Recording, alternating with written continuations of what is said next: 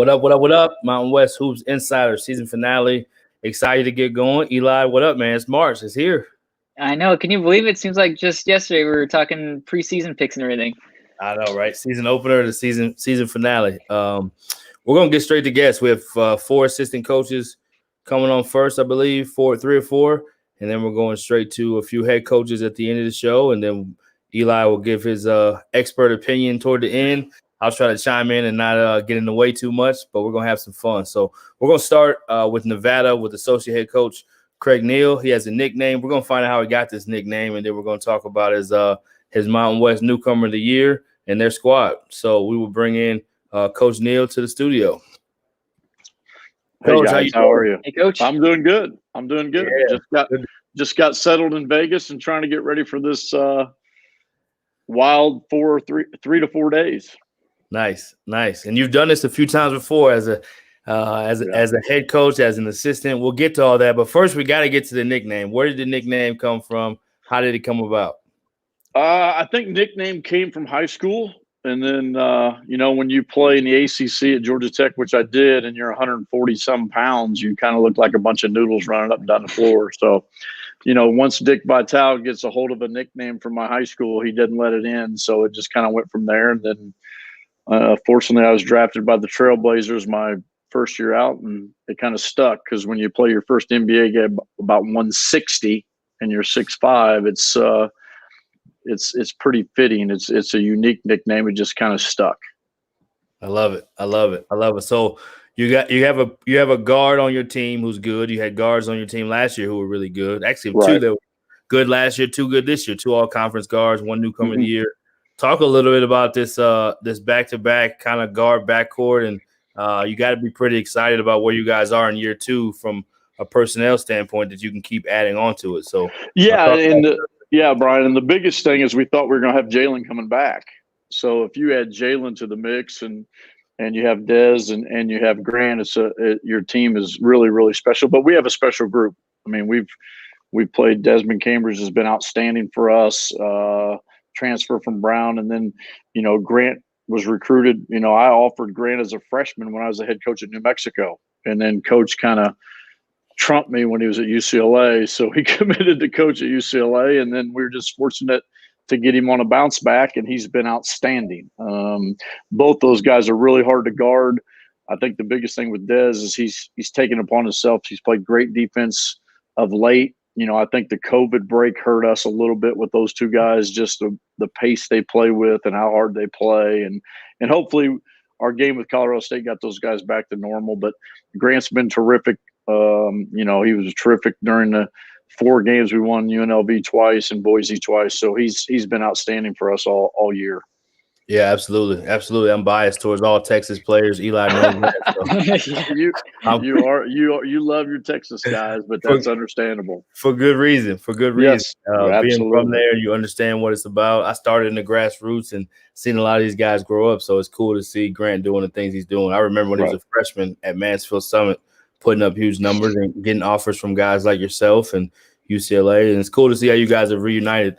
I'm curious. So you guys have beat you swept Boise, beat CSU just the other day, 1 possession game with Utah State, and then a 2 possession game with SDSU. Good enough to beat anyone in the league. You got to be pretty excited going into the tournament, just having a chance to still go dancing.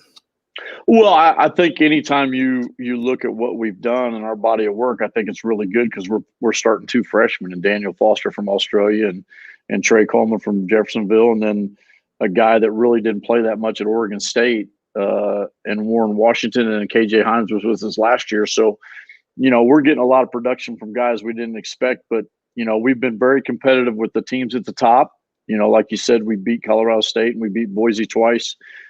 Utah State gave us kind of a hard time because we're coming off COVID, but they're an excellent team. San Diego State was 2 big-time battles at their place. So anytime you can play them close, especially at their place, that gives you somewhere of a measuring stick. It's always been that way with us. So we feel good about what we're doing going in. I was going to lead off kind of with what Brian had to say with the transition from last year to this year. all of those talented senior guards, then in Jalen Harris's case with the NBA, losing a lot of talent in the backcourt and now having Sherfield and Cambridge step up and really not missing much of a beat. How has this team come together from more of a chemistry perspective, and how has everyone bought in when it could have very well been maybe a bit of a step back season? Yeah, and Eli, we didn't think it was going to be as good as it's been. I mean, we hoped it would be. It's really, really tough when you add 5 freshmen. I think most coaches know that it's difficult. We've added 5 freshmen this year and 3 transfers with Grant. So you just don't know. And we've just been fortunate. We've had good leadership. KJ and Dez and Grant have been our captains, and Warren's been a big sounding board for us to speak to. And I just think they've come together. I think the one thing that you worry about as a coach is you worry about teams that are really good off the floor, the camaraderie off the floor, and sometimes it doesn't mesh on the floor. I think this group has really done a good job from taking it off the floor to on the floor, and they've really played well together. But I think that all goes down with communication. I think our guys spend a lot of time together, and with the pandemic, which is all new for all of us, they got to spend a lot of time together. When you're going on the road for 4 days and 4 nights, they spend a lot of time. But we've just been very fortunate that we've played at a pretty high level.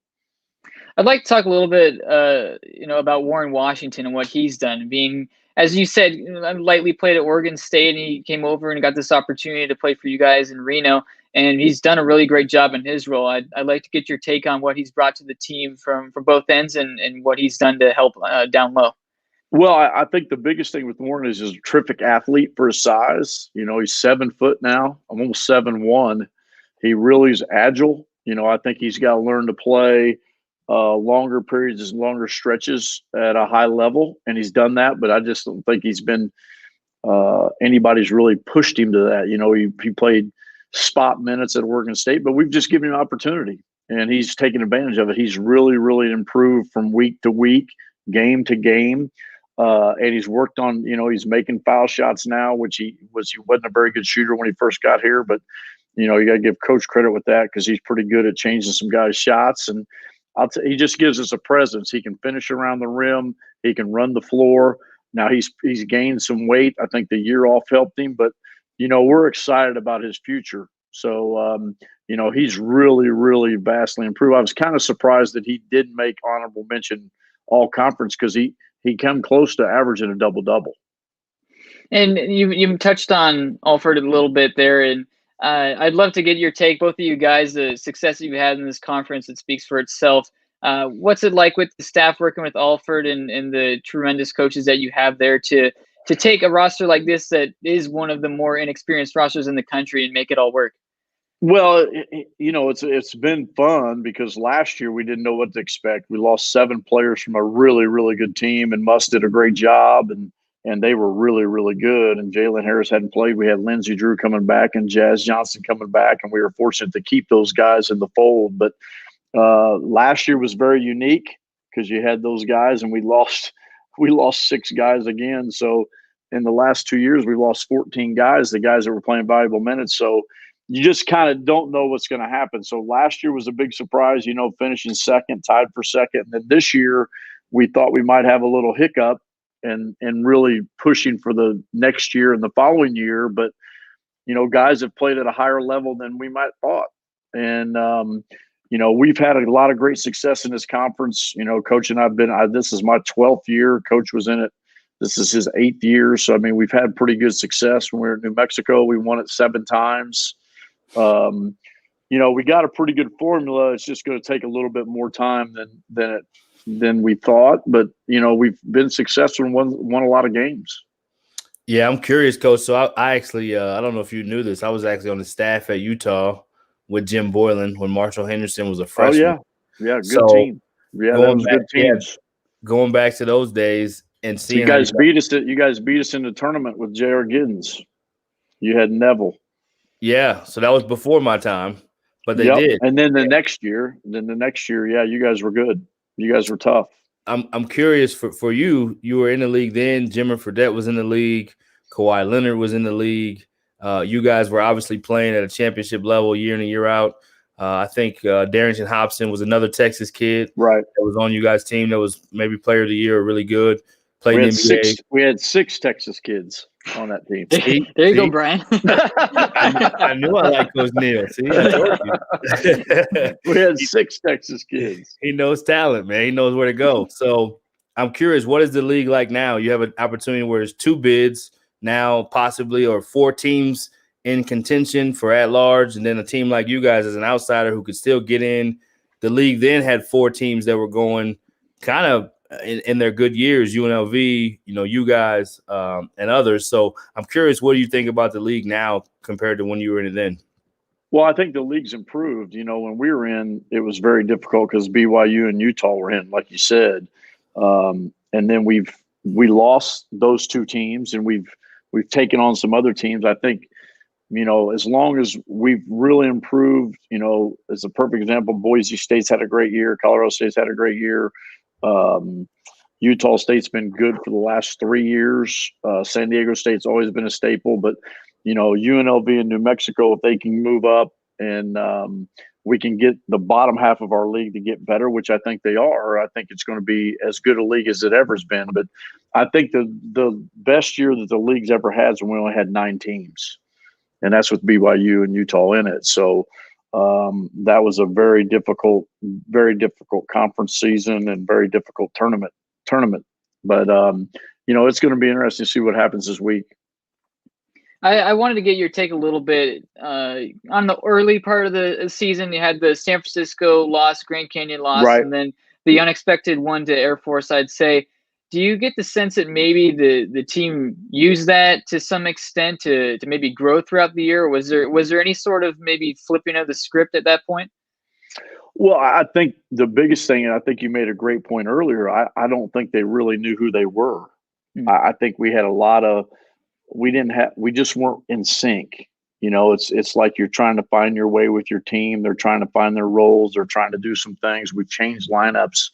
I think so. We had some growing pains, and I think we caught San Francisco on a heater after they just beat Virginia, and I think they were playing with great confidence, and we kind of caught them on a heater because that was kind of like our first home game with 0 fans, and then Air Force was our first conference game where they played as zone the whole game, and I think that was new for a group that hadn't been together, and I think those were growing pains. And then Grand Canyon played exceptionally well, and that was our first road trip besides us going to Nebraska and winning 2 games against North Dakota State and Nebraska. But those 3 losses kind of defined what happened to us and how we got better, and I think it brought us together. But those are bad losses for you're trying to build a resume. Grand Canyon could probably make the league. Air Force they struggled. They did a great job in some games, but and San Francisco's kind of fallen off. But they were really good when we got them. And but I think it helped with our chemistry.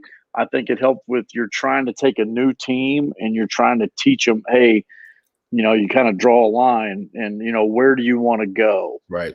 Where do you want to go? Well, if you want to go there and you want to make the tournament, you want to do this, you want to win the conference. Well, to break that line or break that barrier, that's hard.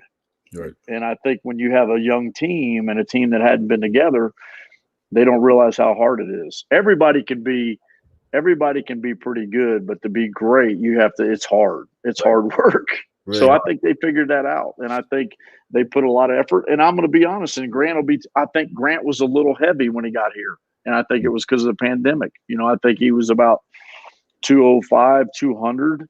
And I think that was a little heavy when you played at Wichita State at 185. But he worked his butt off, and he did unbelievable things, and he listened. He's coachable, and he's just a terrific kid, great family. But I think our guys, that was a lot of growing that we had to do as a group, and I think that's made us better late. I love the fact, too, that, Coach, you guys recruited him and have known him so long. There's so much of a built-in trust that you don't get a normal offseason. So I think it probably helped you guys accelerate with him specifically because you guys had recruited him and he committed to coach, and I think all that played off. That can be a double-edged sword because you can be so close to them that they're like they're all like our sons. They're all like our family. But when you're really close, it's sometimes difficult, but it's worked out for us and it's worked out for him. He had an unbelievable year. I mean, at one point, we thought he might be player of the year. If we would have got off to a better start and maybe got one at San Diego State and beat her. I mean, there's a lot of things, what ifs. Right. He was terrific, and he's a great, great kid. He's a better kid than he is a player, and that says enough about him. It says a lot.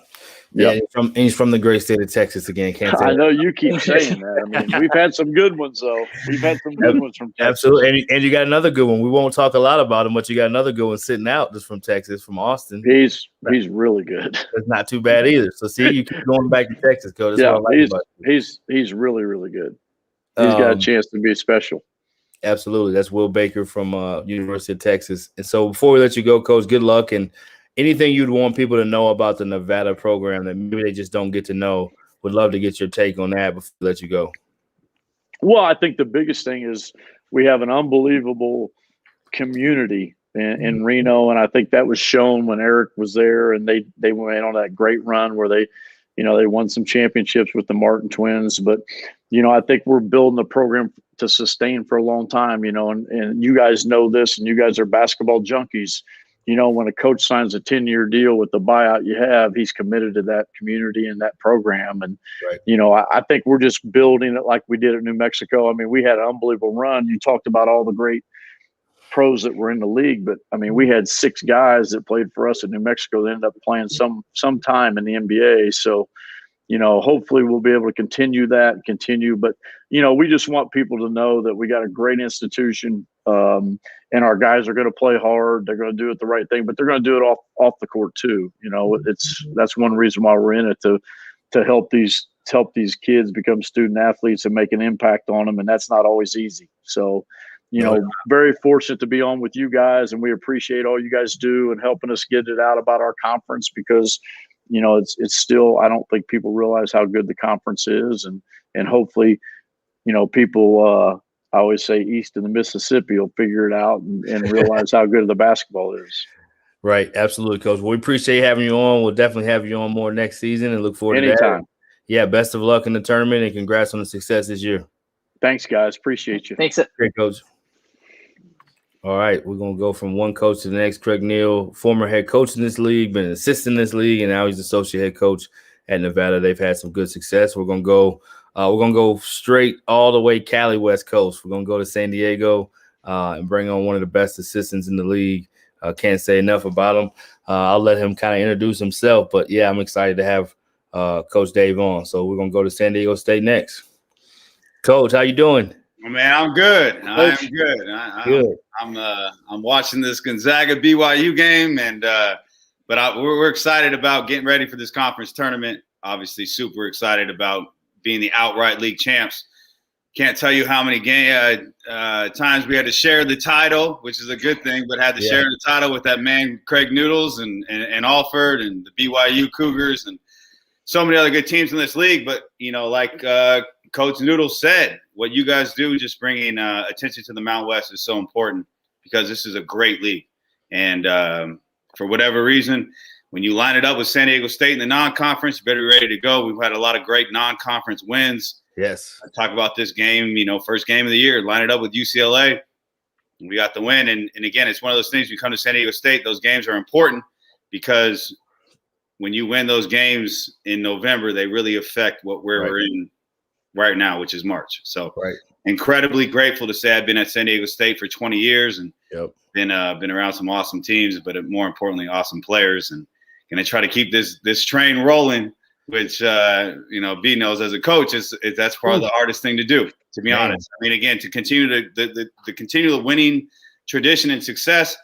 The reason why it's so hard, it's not really about recruiting. It actually really helps in recruiting to win. But when you walk into a gym, the bullseye on your back and your chest is so much bigger than it is on other teams. And, one of the things we talk a lot about with our guys is whatever team you see on film is not the team we're going to play against. And, I love that. It's the real thing. And again, Brian knows. So very fortunate to even be on with you guys. But at the same time, super fortunate to say I've been at San Diego State and been part of that big bullseye for so long now. And it's my job to try to keep it going with Coach Dutcher and Coach Acker and Coach Morris. And we've done a great job so far, and we have awesome people around us, and we got to keep it going.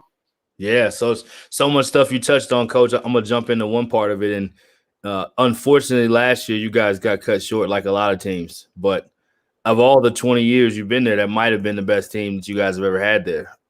Really special group, and hate that you guys didn't get to keep going on that. But this team has kind of picked up where that team left off. Like you said, you got the UCLA win out of the gate, got some great non-conference wins, and you guys are still ranked in the top 20 in the country. Probably a for sure going to chew in to get in the tournament. How has it been to go from that year's team to this year's team, and what makes this year's team so good? Because you guys have kind of had a little adversity. You had some early success, then you had some adversity, had an injury, but now you guys are playing some of your best basketball. You won 11 in a row. People haven't talked about it. All these teams that are playing basketball in the country, no one's talking about the fact you guys have won 11 in a row. So tell us a little bit about this year's team and the carryover from last year. Well, the number one thing you said is carryover, and only coaches really understand what carryover really means. That doesn't mean, oh, you're just going to come out and continue to win. What carryover to me means is when they walk into practice, they expect practice to feel, sound, and look a certain way. And the group that we have this year got to learn a lot from last year's group. When we recruited a few of the new guys that we recruited them knowing that some of their habits that they had, they would have to break.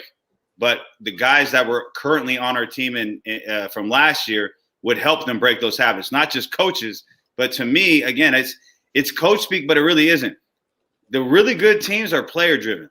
They're not coach driven. Now, the coaches put them in great positions to be successful, but players are the ones that hold each other accountable to say, this is a not a very good day.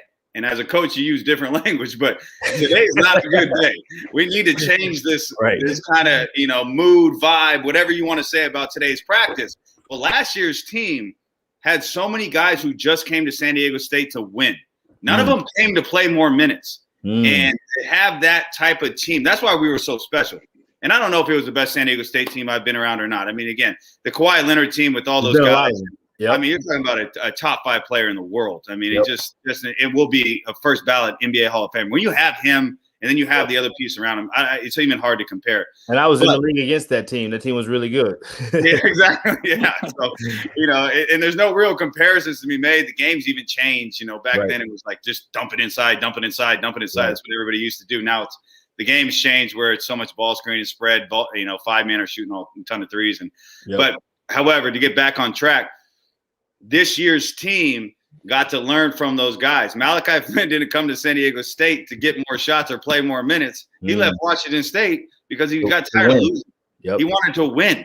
And then you go to KJ Fagan, who left Santa Clara. He was leading them in minutes, shot attempts, and assists. Well, he didn't come here to do that. He came here to win. Yanni Wetzel was at Vanderbilt. Well, he came here to have a bigger role on a winning team. But his Vanderbilt coach unfortunately got fired.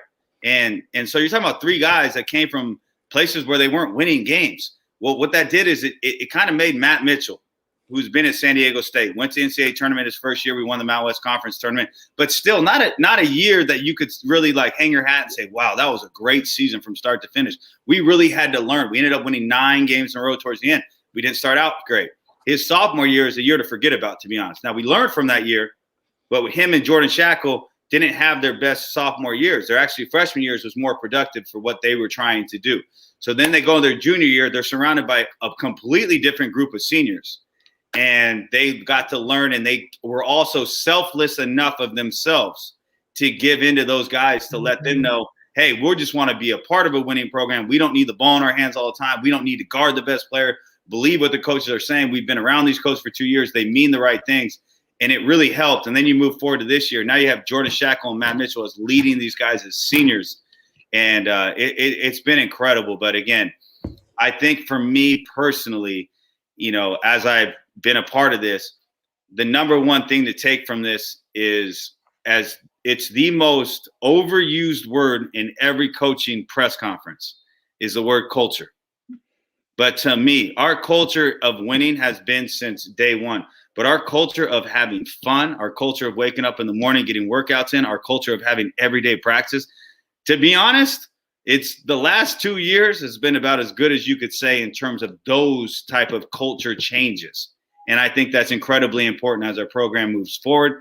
And we lose a lot of pieces, moving forward, towards next year with seniors. But however, with all that being said, we have young guys here right now, like a Lamont Butler, can tell these new guys and these new transfers, because we're not going to sign a ton of 18-year-olds to come in and try to continue this winning tradition.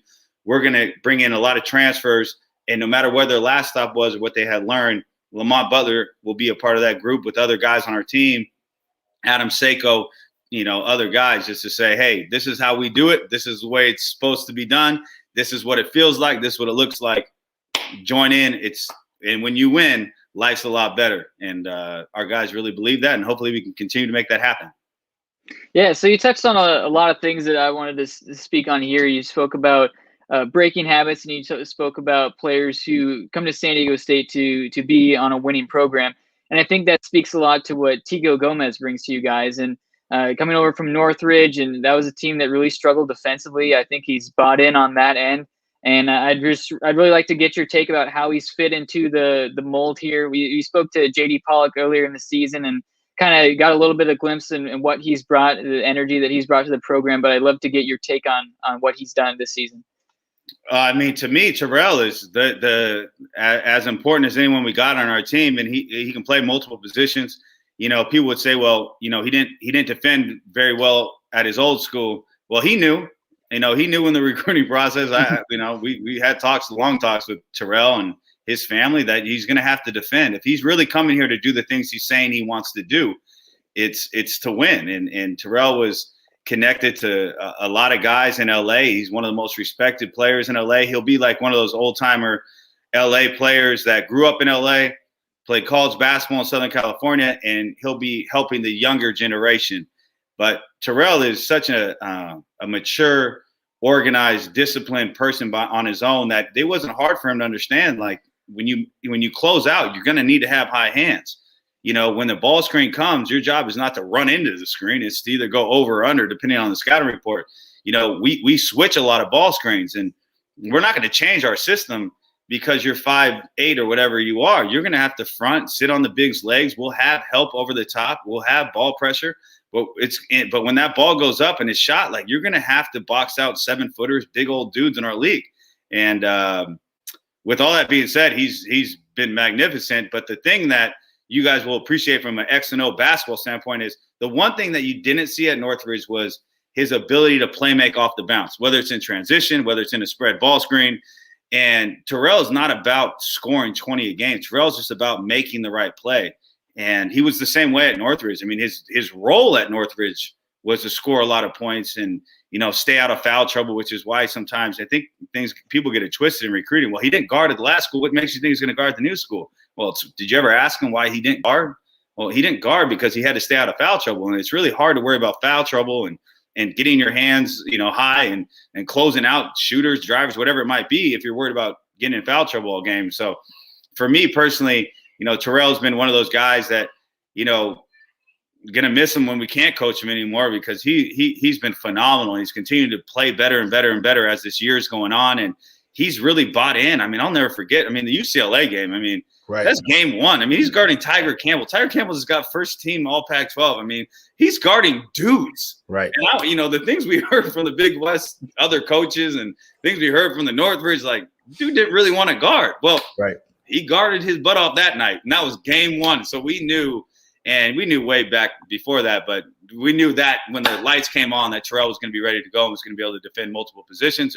But his playmaking ability, obviously, anyone that doesn't even watch basketball and just as a casual fan turns on the game, he shoots at such a high clip and from so deep, and it's so easy to him, listen, when you work out guys and you got to make 3 in a row, that's like a decent shoot. You got to make 5 in a row. That's a pretty high level shoot. Terrell makes 10 in a row. That's how he makes what we call 70s, which is, make 10 from 7 spots. Terrell makes 10 in a row to move on to the next spot. I mean, that's elite shooting. Right. And that is at an elite level shooting that, it's a crazy advantage for us and how teams defend us, how they scout us, because you literally have to guard them way beyond NBA range, because that really is a comfortable shot for him because of his size. So.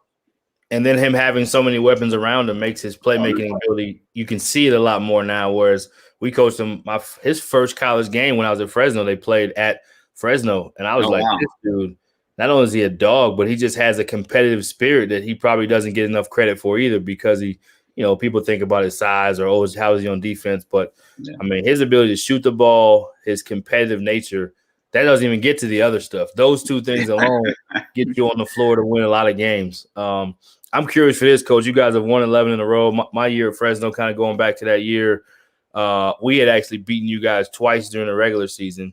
You guys won 9 in a row. We played you first round, and from there on, you guys kept it going.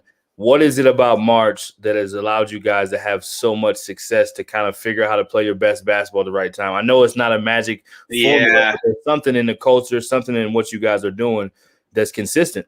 That is one thing. I as coach, you want to take credit for it, but there really is no credit in the coaches. I mean, we handle. I think part of it might be coaching in terms of we handle the same scout for UCLA's the same way. I think our next 2 games were UC Irvine and Pepperdine. Like, our guys didn't feel a difference in how we handled the scout for UCLA versus Irvine and Pepperdine. It's the same way. We're not handling the scouts now different.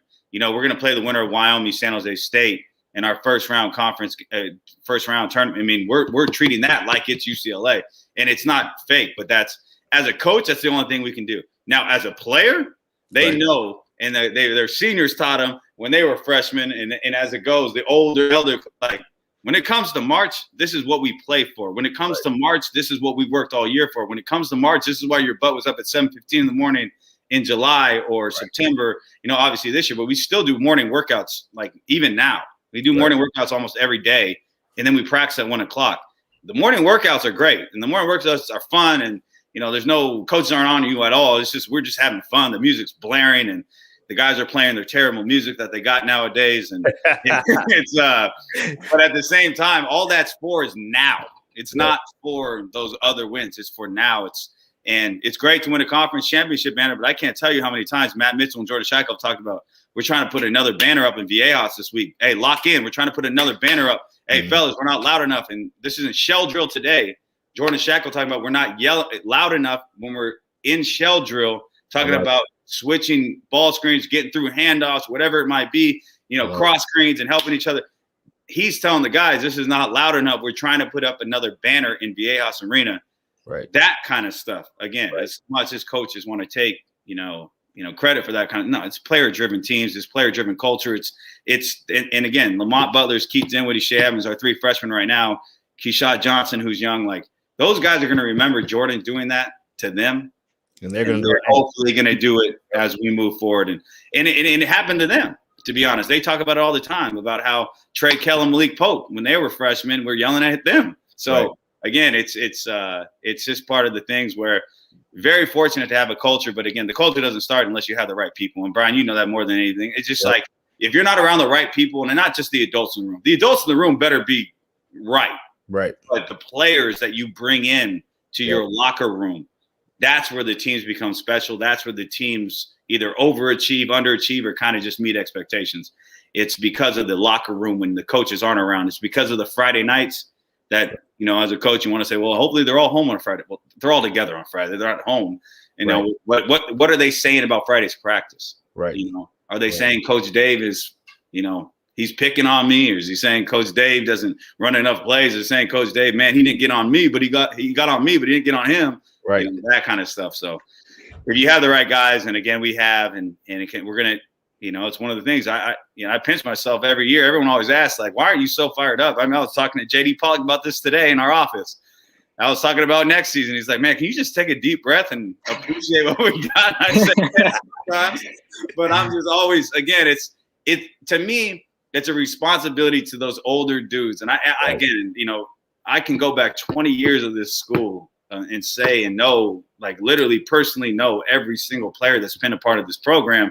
And I know how much it means to them to be able to tell their friends and to be able to walk around and still wear this, might say Russell Athletic instead of Jordan right here. They still wear the same San Diego State basketball gear, and it feels a little bit better going to the gym after we win. So that's something that we don't take lightly. And it's something we, especially Coach Dutcher, Coach Fisher, and I, who have been here since, like I said, they've been there 23, I've been here 20. It's one of those things you just don't take lightly, and you try to always make them proud to be an Aztec.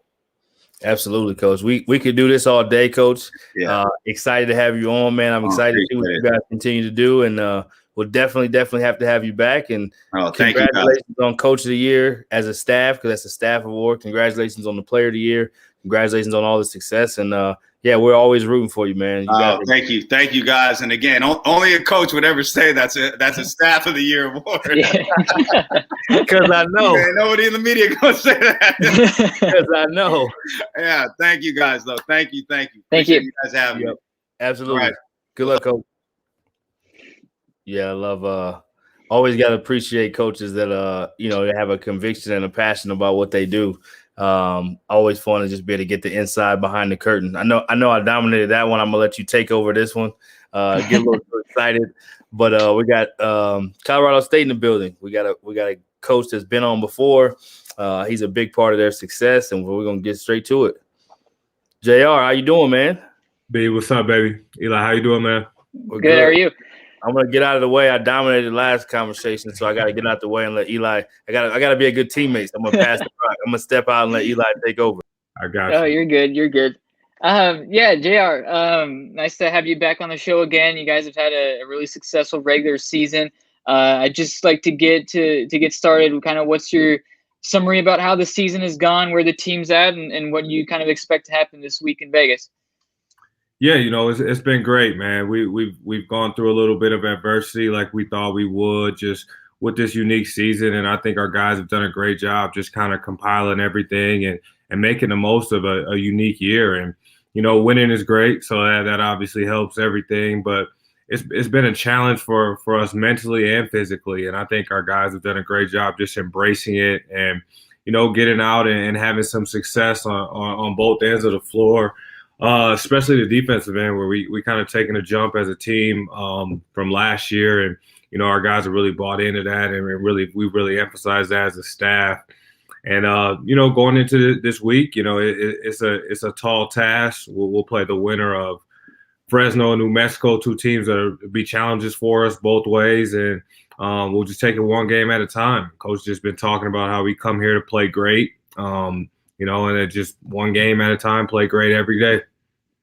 You mentioned a little bit of the emotional and mental side of things, and I think I might have touched that last time you came on, but I'd like to get your perspective now that, we're done with the regular season. And I'd like to hear from your side of things, how you as a staff have been able to manage a really unique season and make sure everyone is on the same page and make sure everyone's healthy. It's obviously been a struggle for just about everyone, whether you're an athlete or not. I'd like to get your thoughts on that and how everyone's been able to handle it.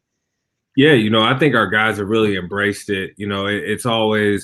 It's tough. We had games where the New Mexico game, we were ready to go out to the locker room, and they came in and said, hey, the game's been called by the county. And, it's just difficult. But these guys kind of just bought into the process and buying into it. And, we had a 3-week span where we didn't play any games, and it was about getting better in practice, having that right attitude that for right now, for March. So even though it was early February and we wanted to be playing, we knew that, okay, we can take this time to get better with ourselves offensively, defensively, and come more connected as a unit on and off the court. And I think that was a big part of it because this year is unique, and the mental part of it is even as important as the physical part this year. As teams come together, the more connected teams are probably going to have more success as we go into March.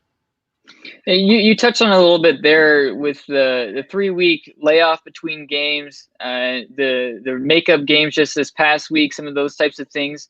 I think a lot of people don't realize this is still a young team, a really young team. And to my understanding, 4-year seniors on this squad in the rotation. And how does this all work out when you're kind of a team that's maybe flying under expectations a little bit, when everyone's still young and everyone could be back next year? How has that all worked out? It honestly has been a positive for us. We have a unit where we don't have any seniors, so we expect everyone to be back. We love our group. We love our guys, and they love each other. So it's really been a very connected unit. They're super competitive on the court, but then off the court, these guys are inseparable, and I think that's something that's really helped us as we face the challenges of this year. But, it's been something where, we come in and we were just like, hey, like, guys, they gave us four games in 7 days, and they were like, all right, cool, like, yeah, it's better than practicing every day. So like they were excited, and we ended up losing the last one at Nevada. It was a great team, and we just took it as a challenge, and it's like, okay, that was a great team. We were right there for the win and our 4th game in 7 days, and now it's time to regroup and get ready for the Mountain West tournament. So there's been a lot of challenges, but they've embraced them all. So it kind of has changed the perspective of everything and kind of just distinguish, good from bad, and just kind of like, hey, man, we eliminate all the negativity and just kind of put a positive twist on everything, as these guys are just a great group. We've had coaches on this show who have been in kind of that sort of bubble sort of situation that you guys are in right now, unfortunately. And we've had different answers from coaches, whether they're coaches who are always kind of in the nitty gritty and looking at what Joe Lunardi's saying and what the projections say. We've had coaches who say, throw it away. We're just going to take care of business. What is this stuff like? Do you guys pay attention to that much, or is it just focus on the next game and whatever happens, happens? Yeah, I mean, I think anyone, in our position would be lying to you if they're telling you they're not looking at something or somebody's, whatever it is, bracketology. But for the most part, we've just been focused on us. We know that we come here, if we're lucky and blessed enough to win 3 games, then we don't have to worry about anything, and I think that right now we're just saying, hey, Fresno or New Mexico, and whoever we play, that'll be the challenge that's upon us. And then we'll talk about the next tasks ahead if we're lucky enough to win that game. And I think we just talk about to our guys just playing great every day. So today in practice was playing great today. Tomorrow, play great in practice tomorrow. Then the next day, play great in the game. And then we think that we'll have success if we do that. So we've been really focused one at a time. Now I know they're looking at it. We see it all, but you can't really control any of that stuff and all the other conferences that are playing, but all we can control is what Colorado State does. I'd like to get a little bit on the defensive side of things. You mentioned it a little bit. This team has taken a substantial leap in the positive direction on the defensive side of the floor, and I think it's one of the reasons why you're now in the position where you're at. What has led to that? Has there been maybe a schematic change? Has it been specific players who have bought in, or how does that all worked out to take such a substantial leap on the defensive side? Yeah, I think you hit it on the head with the player buy-in. We did the same defense last year. Now we've been emphasizing some more things just about gaps and ball pressure and hand pressure and some detailed things, but schematically the same thing. But the guys just really bought in. Everyone got a year older too, and it's you got 2 juniors out there, and Kendall and Adam, and then 2 sophomores, Isaiah and David Roddy, who played a lot last year. Guys are starters, so they come back and they set the tone. And San Diego State, Utah State, those guys are upper echelon in the nation defensively. And we can look at those teams that are very right in our league, right in our face, and say, hey guys, like, if you want to get to where we want to get to in March, like, this is how we have to play. And I think our guys have really bought into that, and I think at one point, we may have slipped a little bit, but we were top 50 on KenPom defensively overall. And, that's something we talked about with our guys. Like, hey, like, we want to be in the top 50 offense and defense, and those teams are usually playing in the NCAA tournament. One of the guys who's really contributed in that department is David Roddy, obviously, and the development that he's had to now be a first-team all-conference player. I'd like to get your thoughts on the type of player he is to coach, the type of guy he is off the floor, and just what he brings to this program. Oh, just unbelievable young man, mature way beyond his years. And, he just brings it every day. And I feel bad for John Tanji most of the time because he has to guard him all the time. And he never backs down. And David Roddy will tell you that, but it's and they live together. So it's you got to see this dude all the time. He's barreling through you in practice, and then you got to live with him. But he's a great kid, and I think one of the biggest things he's taken is his step defensively. His rebounding numbers are great. He can guard multiple positions. We can switch with him.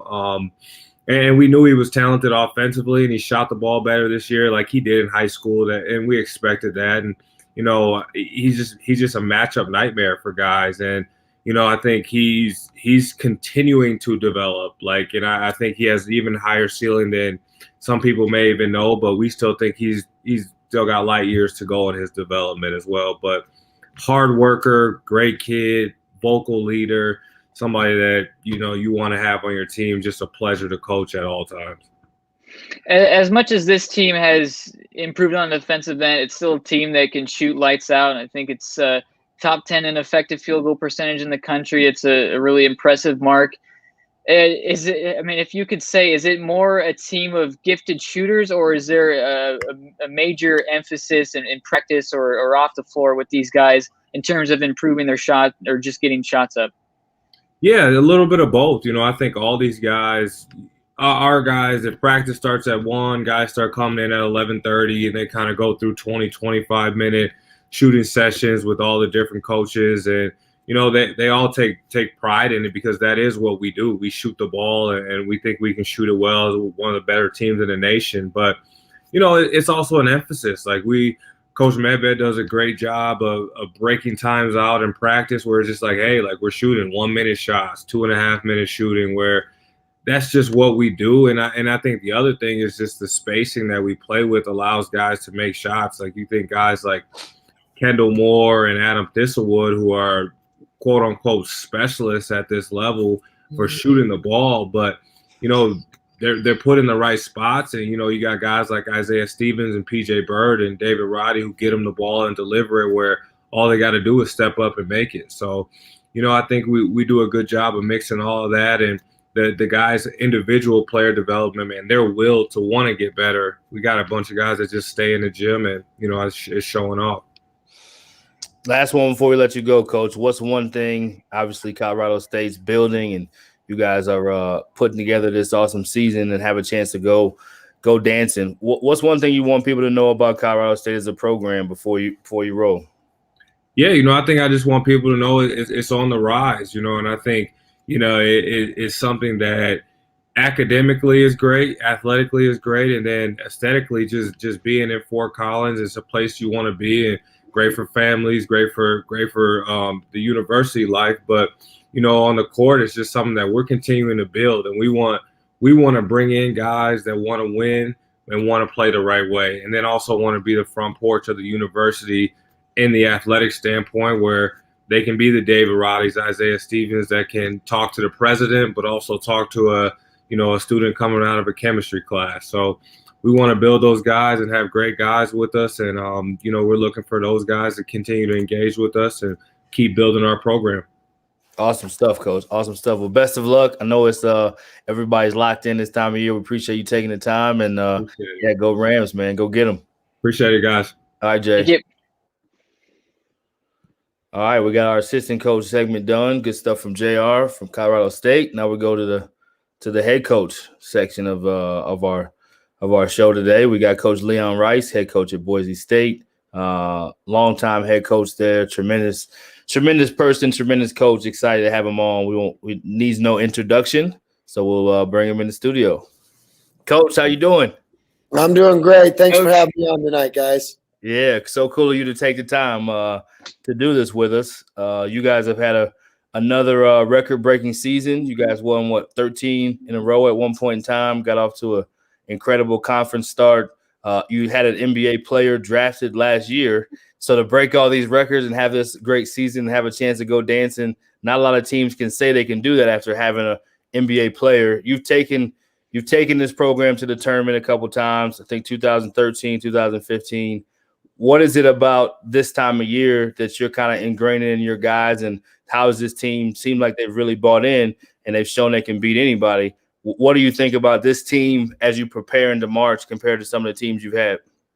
Well, we had a rough stretch going into this, this week, and I think I'm thankful that we got some time to kind of regroup, clear our heads, and almost reset to a new, it's a new season.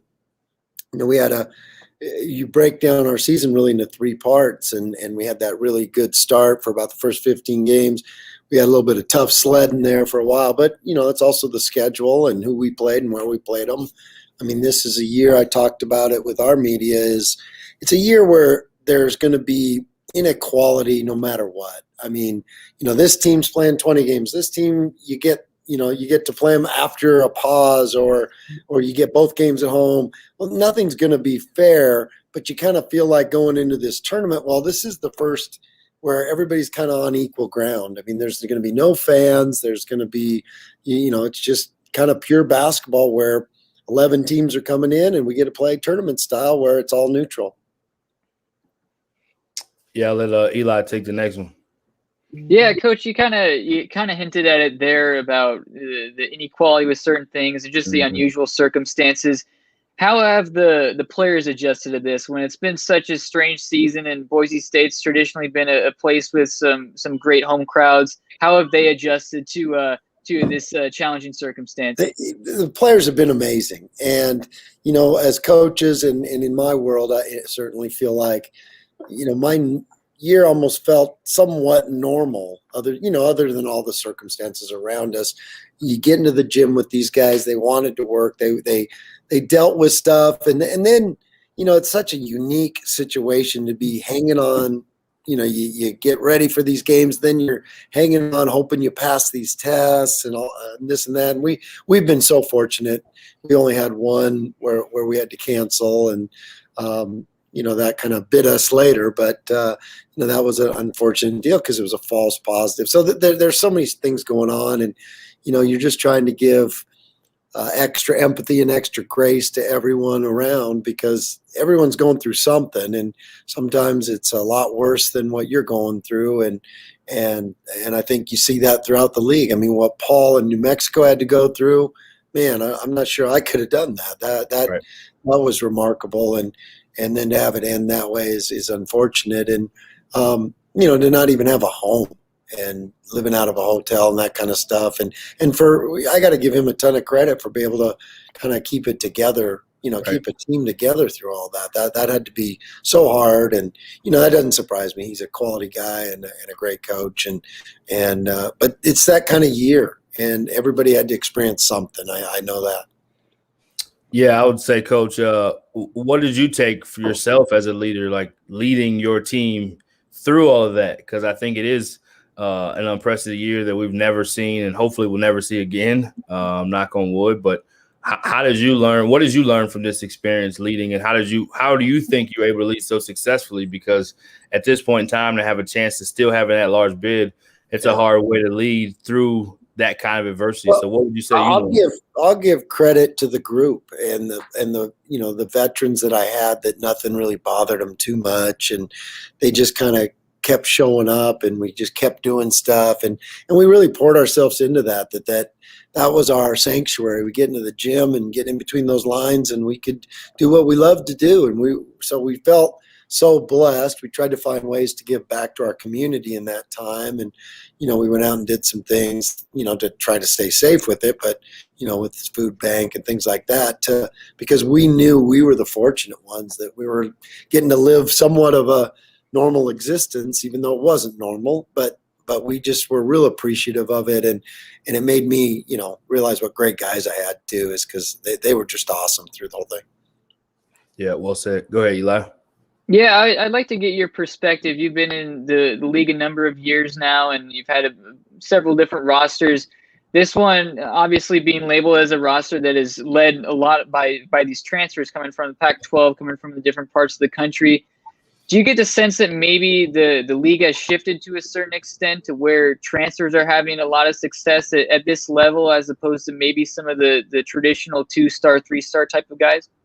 I think it's always been that way a little bit. I think just that's college basketball, and so we probably reflect the overall college basketball. People would always talk about because I was 11 years at Gonzaga, they forget that we built that thing on a lot of transfers. Mm-hmm. We got about 4 guys from Washington that ended up being All-Americans for us. Dan right. Dickel leading the way there. Well, Jeff Brown before that, but Dan Dickow and then Earl Knight. And, that's 3 really good ones there. We got Micah Downs from Kansas. We always implemented or supplemented our roster with a bunch of transfers. And I mean, it wasn't all that. I mean, we got the foreign piece always, and then those traditional high school guys. But I think that's becoming harder and harder, the traditional high school guys, just because one bad practice and if they're not deep rooted into your program, right. A strong wind comes and blows them away, and they're gone before you know it. So I think that there's hidden cost to rule changes, and had rules been different when we had Chandler Hutchinson, who knows? He might have had a bad day and transferred, and then that ruined his development, and he doesn't become the 22nd player, pick in the draft, because when the players transfer and get to another school, who's still there? They are.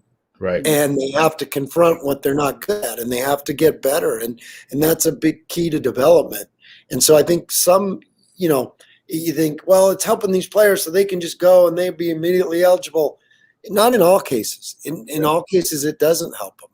If they have just a barrier that makes them think twice before, okay, I'm in a good situation here, I'm going to keep working. I hate it right now because I'm not getting to play. But if I keep working and get better, maybe something special can happen. And in Chandler's case, that's what happened. He fought through all that stuff and it became, he was terrific those last couple years. And who knows if he ever would have got to the person that he is now, if he wouldn't have had to face it and figure out what he had to get better at and then fix it. And so, that's a big part of development. There's a lot of cases when transferring is important and it's good for the kids and they're in bad situations, or it's not good for them. I'm not saying all those situations are like that, but there's always a hidden cost to a rule change. I think that's one that people have not talked about very much. Yeah, I'm glad you talked about that, Coach. And you have 2 other ones with Jessup, who is a guy who was there for 4 years. I'd love you to talk about him. And nobody thought he was going to be an NBA draft pick. You guys pride yourself on development there. And then you have, all of a sudden, you have Derek Austin, who's right there, who, if I'm not mistaken, he's from Texas. We got to say that, Coach. We always got to shout out the Texas guys. You got it. That's right. But he's also a guy who came and paid his way his initial year to come there. And now he's developed to a guy who people are talking about being like a Chandler Hutchinson. So talk about the development, talk about those guys and just that process over the time, that how you guys are able to kind of mold those guys into these elite players. Obviously, they come in good, but they don't come in as good as they leave. So talk about that. I appreciate that. But I think it always goes back to what their parents want, what their parents will support, and the people around them. Because, to develop, you're going to have to go through some hard times, and you're going to have to face some realities and some honesty that you might not want to hear. And then maybe you're not used to hearing all the time. People around you haven't told you the truth enough. And so sometimes that when a kid calls back to his people or his parents and tells them that, they need the support of, hey, this is what you're in for. This is why we sent you there to develop, and they stand by it, and they want you to develop them. And so it's almost like nowadays, if you have that permission, then you got a chance to do it. If you don't, then it doesn't usually work. And I think the common thread with all those guys is they wanted that. And we can be the best development people in the world, but if they're not willing to accept it and not willing to do the work and all those things that it requires, then it's got no chance. And so credit goes to the players for, like with Derek Alston specifically. I mean, he did his work in the dark for 2 years. I mean, the first year he redshirted, second year he scored 7 points, and I'm not talking a game. He scored 7 points the whole year. Yeah. And I mean, think about that. So he just kind of kept plugging away. And then when the light starts to come on, that's when you got a chance. But this day and age, not that many people are willing to do that. They all say they want to. Right. But then when it comes down to the hard task of living that, of 900 straight days or whatever it was without ever playing really. Right. And now look where he is. But he had to fight through all that stuff. And so, that's why you get extra leash at this point, because you've earned all the shots the bad shots you need to take, or you've earned that and you've worked your way through it. And Derek's certainly done that with his career, and it's a great model for the younger guys to see that, hey, if I stick it out and if I keep working, I want what Derek has. Well, let me open the book and show you where he was for 2 years. Are you willing to do that? Right. And sometimes that's the cost to be great is those kind of things. And people don't see that, and they just see the finished product a little bit more. But they don't understand the sacrifice a kid like that had to make to be where he is. Right. Speaking of finishing product, Coach, you were at Gonzaga. Those guys are rolling at a whole nother level, and you were a part of building that and a part of that process. What do you take from Gonzaga and your time there that you put into Boise State to make it such a consistent program in the Mountain West? And what would you want people to know about Boise State that don't know about Boise State as much as you maybe would like them to?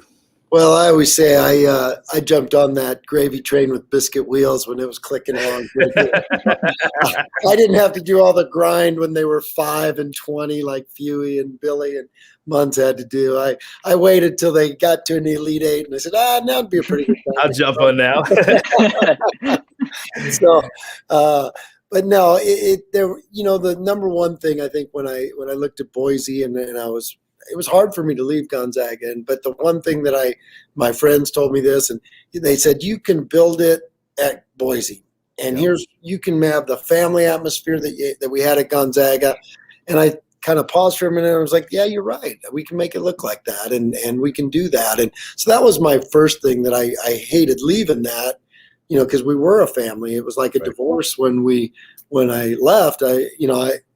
Marcy, Few, and Robin, my wife, had raised our young kids all together, and so they were all like siblings. So it was like, well, I'll take these 3, and you keep those 4. And hopefully, I got the right one. So, but that's what I wanted to create at Boise. And when we got there, that was important to us. And then the player development thing was always really, really important to us. Because when you get those kind of kids, they love basketball. I want to get kids that love basketball, love being in the gym, and guys you want to be around. I mean, this stuff's hard, and it is really a long grind, and really hard. Sitting there in March after losing 3 games in a row, and you want to be with high character people that care about you too, and not just themselves, and and that's the culture that we wanted to build there at Boise, and I think it takes time. That's the thing people don't understand. I mean, people see, like I said, I was joking about getting on the gravy train. Well, Mark and Billy and Dan, they got there in 1990. Right. They had 10 years of just brick by brick of, where it was barely Division I. I mean, it was struggling. I mean, they won 5 games, I think, Mark's first year as a grad assistant. And so to take it to where, it's remarkable. It's one of the most remarkable stories in sports. But the message to athletic directors and people that when you get people that are good and that have vision for it, you just stay with them. Yep. You're going to have to go through some tough times, and but if you got good people doing it, just hang in there, and because it does take time. And I remember about 3 or 4 years into my gig at Boise, I went home for one of our Gonzaga reunions, and sitting there in Stockton says to me, hey, when are you going to have that thing like you do at Gonzaga? And I was like, Mark's been here like 30 years. It takes some time. But it does. And it's never it's never just like, okay, we started here and it's a direct line to the top. There's going to be setbacks. There's going to be tough years. There's going to be bad breaks. There's going to be, you look at every program that's been built. It's just not like, that was easy. It just went straight to the top. And we, there was no problems along the way. Yeah, right. You're a fool if you think there's not going to be. So get ready. But that, it's how, and through that, that's how you teach the guys. That's how you teach them to deal with all that kind of stuff is to face the problems. And now the most important thing is you get back up and you fight the next day. Yep, absolutely. Absolutely. So last one, Coach, before I let you go. Speaking of divorce, you have one of your former associate head coaches. He's sitting right here. Yeah, right there with you. And now he's coaching the league. So that was the other thing too. I had 2 great ones. Yeah, that first staff. That's something that's overlooked so much by people that when you look at a coach, whether he made it or didn't make it, or their program made it or didn't make it, it's all about that first group of guys that we hired.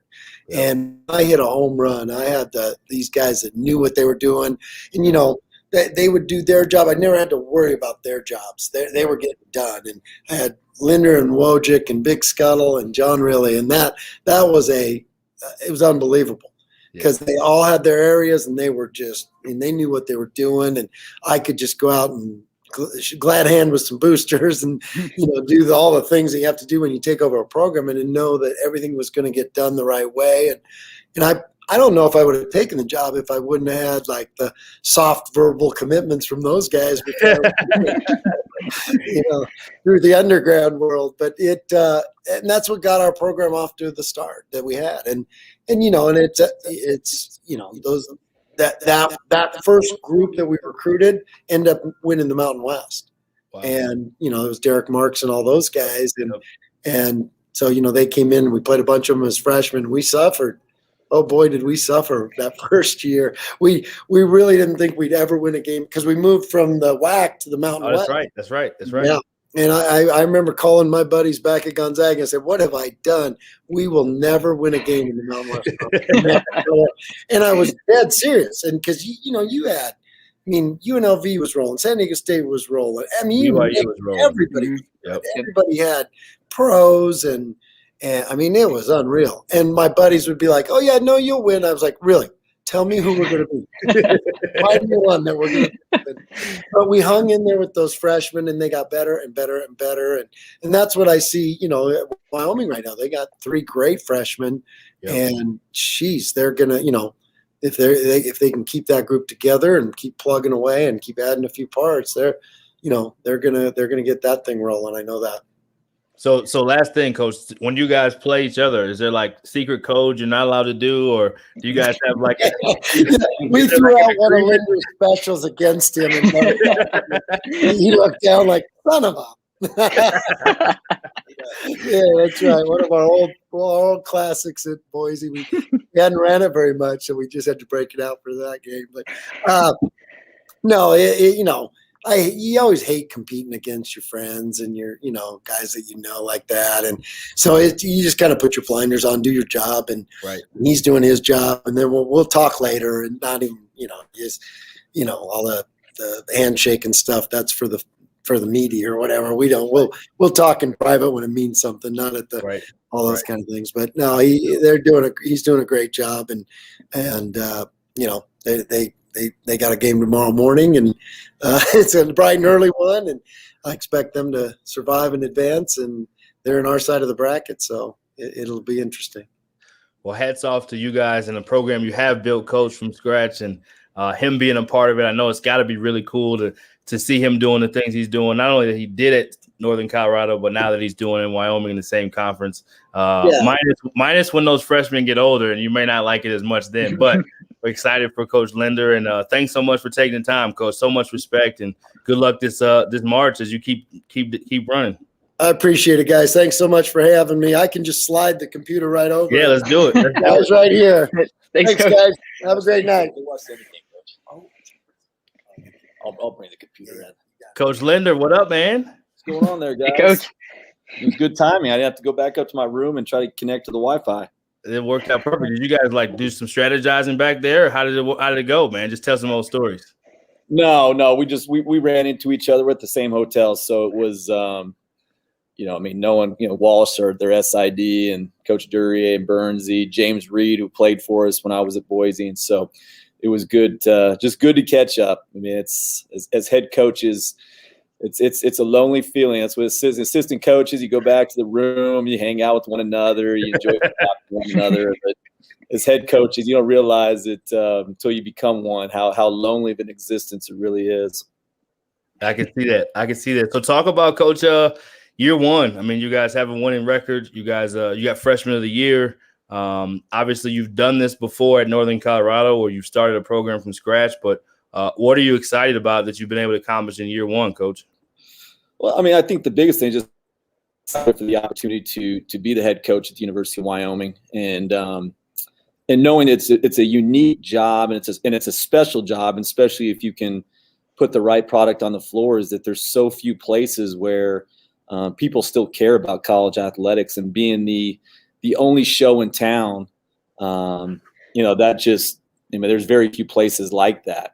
And to have the opportunity to, represent the state of Wyoming. The state of Alaska has 2 universities. Wyoming only has 1. And so if you can really put the right product on the floor, you'll have an entire state behind you. And that's the tough part without having fans at the Mountain West tournament, is that Wyoming, historically, other than probably San Diego State, has probably brought the most fans to the conference tournament. So not to kind of have the 6th man behind you definitely won't be the same. But looking forward at some point in time, hopefully next year, where we'll be able to have fans back in the stands.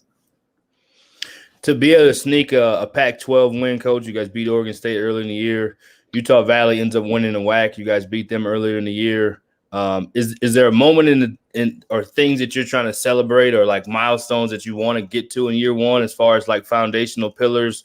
Is there things that you're looking to try to achieve? I know offensively your numbers from Wyoming's numbers from last year to this year are significantly different and improved. Is there kind of a benchmark, as you've done this before at Northern Colorado? You win the CIT kind of early on in your tenure there and kind of build it and get it rolling. Is there something that you kind of have these benchmarks as you do this, or is it a different building project, or how does that work, Coach?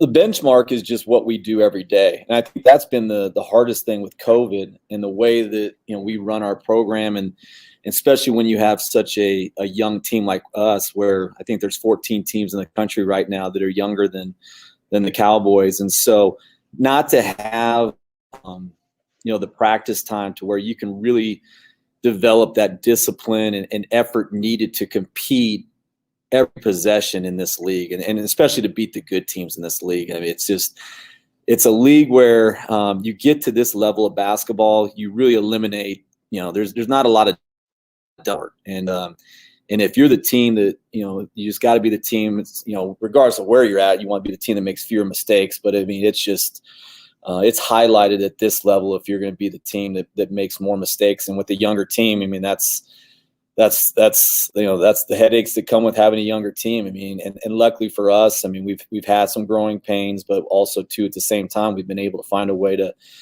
have a winning record. Now, we don't want to be the 8th seed in the tournament, but at the same time, I think that with our freshmen, with just how young we are, I think that, we're heading in the right direction. And I think, defensively, even though the offensive numbers are good, defensively, they're not very good. But I think that's one of the things that COVID's really impacted, where now we don't have the number of bodies in practice that we would like, to where we can compete every day. We've very rarely been able to go down and back 5-on-5 all year long. And so it's just one of the realities. You're more trying to survive than you are really trying to compete every day. And hopefully here with the vaccine and kind of with things kind of moving forward in the right direction, hopefully things maybe will get back to a little bit more normal come June, July of next year. You talked a little bit about the inexperience, how just a handful of teams have less experience in Wyoming this year. You factored that in, combined with, Laramie being traditionally a tough place to play, no fans in the stands this year. A lot of factors that are working against the program this season, but it's still been a year where, expectations, I think, have still been met, and you guys have laid a really great foundation in year one. How has this all come together when it is such a young team playing in unusual circumstances, and there's still so many bright spots that can be shown for this year and for years to come? Well, I think it starts with the coaching staff. I was very fortunate to put together a really good assistant coaching staff. Ken DeWeese came with me from the University of Northern Colorado, was a big part in what we did there. And he did a tremendous job helping us get Marcus Williams, Jeremiah Oden, some of those guys that we were able to get late. And that's the hard part when you get a job in the springtime. As Coach Burton knows, it's simple supply and demand, and there's not as much supply, and so now there's a higher demand. And I think COVID helped us, really get a recruiting class that could come in and compete in the Mountain West. And then you had Sundance Wicks, who was head Division II head coach at Missouri Western, who's from Wyoming, and then Sean Vandiver, who was a great player, who's been a friend of mine for 20 plus years. That was with me at Boise State, and Laramie is a unique place. Wyoming's a unique place, and you have to have people that, especially with your coaching staff, that that want to embrace it. And it's not for everyone. And so I wanted to make sure with my coaching staff that I had guys, especially their spouses and their family, that would embrace, Wyoming, would embrace Laramie, knowing that, when the winter comes, even though the winter's been really mild, and I've actually been surprised. Actually, our winters probably in Colorado were worse than the one we had right now, but reputation-wise, it's never good. And so you want people that can survive that are not going to complain, because now if you're losing your staff every year, I mean, that's a recipe for disaster. And so then from there, you got to build your program with those type of kids too. Kids that when they come in, I mean, we explain to them on the front end what it's going to be about. And I think when they come in knowing that you didn't sell them a bill of goods and you didn't tell them that Wyoming was Malibu, and this is what it's going to be, then, when you get them, they're not surprised. But the biggest thing for us is finding guys that live the game and love the game, try to eliminate the guys that like the game. And then that way you can develop and build a program. And that's what you have to do at Wyoming. It's not a quick fix job. It's not a place where you're going to be able to get a bunch of transfers. It took Leon, I was with him for 6 years. I mean, we were never able to get those guys in our first 6 years. I mean, it took the success that he had in order to get some of those guys that they got now. And so we're going to build it. We're going to build it with homegrown kids, with freshmen, mix in with the transfer here and there, but try to get these young guys, our freshmen who start 3 true freshmen. And then you got 2 sophomores with Kenny Foster and Quan Marble that are good players. And then, Hunter Maldonado and Hunter Thompson have made it a very easy transition for the younger guys, because they just bring so much experience and maturity, and are good examples for those guys on and off the court. Yeah, I wanted to talk a little bit about Thompson and Maldonado. And I mean, in the Mountain West, when there is a coaching transition, or I mean, even anywhere throughout the country, it's usually such a challenge for that first-year coach to retain talent, return the contributors from the previous staff, and you're able to bring both of those guys back. And I'm just curious, from your perspective, what's their buy-in been like with this program, and what have they meant to Wyoming during their time with this program? Well, I was fortunate to win when I was at University of Northern Colorado. We had played Wyoming the previous 3 years, and so I had a really good idea of what their roster was. And when I got the job, the first thing that I did was made my way towards Cheyenne, which is 45 minutes from Laramie, to see Hunter Thompson. Now, he was on a plane headed to Cancun, which I told him that might not be a good idea, because that's right when the onslaught of COVID hit. And so I wasn't able to meet with him, but then I made my way down the road. And having been in Colorado, having grown up in Colorado, having I know everybody in Colorado, and from a basketball standpoint, that I already had relationships, with Quan and Kenny and their AAU coaches and high school coaches. And so I just made my way down I-25, went and saw Quan and his family, went and saw Kenny and his family, and then made my way down to Colorado Springs to see Hunter Maldonado, and just really kind of sell them on their vision, my vision of what I thought I wanted Wyoming to be and how they fit into that. Because at the end of the day, they didn't owe me anything, having been recruited by the previous coaching staff. And and Coach Edwards did a tremendous job. I mean, those guys loved Coach Edwards. I mean, he was a great man. Did things the right way. Just had some unfortunate things, and fortunately it's a win or lose business. So, but I mean, he's a stand-up guy, and so I had to convince them that this was the place for them. And luckily they bought into that. And it hasn't been easy for any of us, especially the returning guys, going with the freshmen, learning a new system, the demands that we put and the standards that we have. I mean, it never changes, and we never lower it. So, but that's also too, how you end up building a program like Northern Colorado, Boise State, it's just, there's no tricks. It's just a matter of, can you find guys that want to come in and work every day, which it sounds simple in theory, but it's not easy.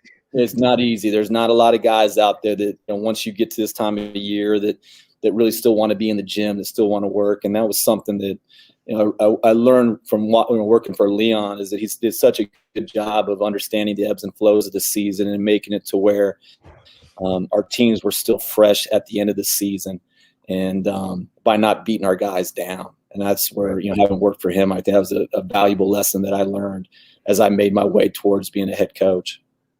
Yeah, speaking of as you made your way to being a head coach, I remember the days back when I was a junior college assistant and Linder was coming in to recruit. You've always been good at the recruiting part, and you've always known the game. And I've recruited against you when I was an assistant. So yeah, beat us out for Wenzel. But you got him now. Yeah, full circle. Also, what it ends well. But so even in tribute to that, like you have a relationship that you build with these guys as a head coach in recruiting, that even sometimes maybe when it doesn't work out, they come back. They don't choose you the first time, they come back. And then you have Marcus Williams, who you sign at essentially a lower level at Northern Colorado. He opens his recruitment a little bit, and people start trying to get involved, and he still comes to Wyoming. So talk a little bit about Marcus, and then talk a little bit about being so involved in recruiting as a head coach still. Well, I mean, I think first off, I mean, for Marcus, I mean, the credit, Ken DeWeese, my assistant, I mean, he was the one that spotted him when he wasn't even playing high school basketball his junior year, because he transferred back to Dickinson. And Coach DeWeese, knowing Texas like he knows Texas, kept talking about this kid and knowing how, what kind of guards I like to coach. I mean, the success that we had at Northern Colorado with Andre Spite, Jordan Davis, Jonah Radabaugh, I mean, all guys that played NBA Summer League. One guy's playing, Jordan Davis is playing in the, the best league in Europe, in the ACB league in Spain. Jonah Radabaugh is playing on the top team in Germany right now. And so, he has, Coach DeWeese knows what I want. I want good guards that we can put the ball in their hands and they can make plays. And first time I saw Marcus play, I mean, for me, I kind of made it to this point. I didn't make this point because I was, an unbelievable player. I mean, I was a good D2 player, but I mean, I've had to earn everything I've gotten, and I got a pretty good eye for, for guys. And I just, I mean, as soon as I saw him, I was like, yeah, he's got it. I mean, there's things that Marcus has that you can't teach, and especially his vision, his ability to see the floor. And then he has the ability to go and score it. So, I mean, he can do everything, but we also knew too that he was going to have some growing pains. Just like all high school freshmen high school seniors coming in and being college freshmen, is just and the learning curve more on the defense end of the floor. And I think early on, he had maybe a little bit a false sense of reality just with our non-conference schedule and some of the teams that we played, knowing that, okay, now you're averaging 17 a game. We're going in the league where now the competition levels is going to be ramped up. The coaching is going to be ramped up. Now you're the top of the scouting report now. And now you're facing the other team's best perimeter defender. Now you're the focus of the other team's, defensive, game plan. And so, that's a lot to take on as a freshman, especially being a freshman that just turned 18 in August. It's not like he's one of these freshmen rolling around that's 20 and 21 years old. I mean, this dude just turned 18 and 18 in August. I mean, he's a puppy. And so he's had to go through some of those, but, as I told him, if he can kind of, here lately, he's kind of hit that freshman wall, so to speak. But if he can kind of fight through that, what he's going to see is how much better he's going to be. But it's also, sometimes that wall or those tough stretches, that can make or break players. But, knowing him and how much he loves the game and knowing the people behind him, I mean, he's going to come out of it and he's going to be that much better. And that's the beauty of him coming to a situation like Wyoming where he found the right fit. Right. In terms of style of play. He knew that when we recruited him, I didn't have to lie when I showed him, here's what our guards do. I mean, here's the video, here's the stats, here's where they're at now. And so he believed that, and knowing, okay, I come into this opportunity at Wyoming where I have a chance to play. And now, as opposed to where maybe he goes to a Big 12 school or an SEC school and maybe plays or doesn't play as a freshman, now he comes to the Mountain West, a multi-bid league, one of the best, top 10 leagues in the country. And now he's playing upwards to 30 minutes a game. Now he passes up all those guys that were so-called bigger, higher name recruits that went to these maybe, Power 5 conferences. Right. I mean, he's that much better of a player now than them because he has the experience that you can't put a price on. Yep, absolutely. We know you got a big game to get ready for tomorrow, Coach, in the tournament. Yeah, I mean, we got testing here at about 3 hours. So I know you can't wait for that. Last thing before we let you go, what's something you want people to know about Wyoming that may watch this or may hear this? What would you want them to know about the basketball program that maybe they don't get to know? I just think in terms of, when you watch us play, I mean, one, being as young as we are, but I think from a stylistic from an offensive standpoint, I mean, I think we do some things that most colleges don't do. I mean, I think we really space the floor. I mean, we can put you in a lot of different situations, take advantage of coverages, take advantage of mismatches, put you in odd screening situations. And so I think from an offensive standpoint, we do a lot of different things that you don't really see at the college level as much as you more so see in Europe, which I'm really big on the European game. And then defensively, I mean, I know we're a work in progress, but my team's in Northern Colorado. I mean, as much as I get talked about as being an offensive coach defensively, I mean, we were elite. We were elite in a lot of areas. But that's something that you have to build over time. And it's hard with you're starting 3 true freshmen. It's it's hard sometimes to build those habits, especially in the environment we're in now. But you're going to see a team that's going to play hard. They're going to play together, and hopefully we have those characteristics of the state of Wyoming, where we are Cowboy tough. Yeah, awesome. Well, best of luck, Coach. We appreciate you taking the time. We know you're preparing for this tournament, and just thanks for taking the time. And you didn't have to get a new computer. You got to use. No, I appreciate that, guys. I know this looks like Coach Duryea's computer right now, so who knows? Maybe take it and see if I can find some info on it. I love it. Good luck, Coach, and thanks so much again, man. Thanks, guys. Appreciate it. Thanks, Coach. Okay. Bye. Yeah, we got the back-to-back, the Boise tree there, going from Coach Rice to Coach Linder. And then now we got our last head coach of the evening to close out the show, former San Diego State assistant, won a ton of games there, and now winning games in Fresno as the head coach, Coach Justin Hudson. Coach, what up, man? Can you hear me? Hey, Coach. Yeah, we can. Thanks for joining us. Thank you for having me. I was having a hard time with the connection trying to listen to Coach Linder a little bit, so I hope it all works out, and I appreciate you guys inviting me on here. Yeah, no, looking forward to having you, Coach. Looking forward to having you. So this year has been crazy, man. You guys didn't get a ton of time in the summer to work with your guys. You had cancellations. What has it been like to coach in this crazy kind of pandemic season for you guys? No, you just adjust. Eventually you worry about what you can, laugh about it a little bit. Right. Because we didn't have any spring or summer, hardly had any fall. We came back around October 1. That's what I thought. When that happened, we had 3 times we were out 14 days with that. So you just kind of laugh about it and say, okay, you're going to get out there and try your best and not make any excuses. Right. Absolutely. And your guys have handled it well. They've fought and competed and gotten better as the season's gone on. What can you tell us about this group that you've enjoyed? I know there's challenges in winning games and figuring out new pieces and all of that. Well, obviously Orlando Robinson's been this enormous bright spot. Talk about Orlando's progression, and then just talk a little bit about this team. Yeah, we've gotten better, and that's good. I mean, you're proud of your guys that they work and get better, and the coaching staff has gotten better trying to figure out who to play, and how we're going to play a little bit. And we were bad early, so we couldn't go farther down.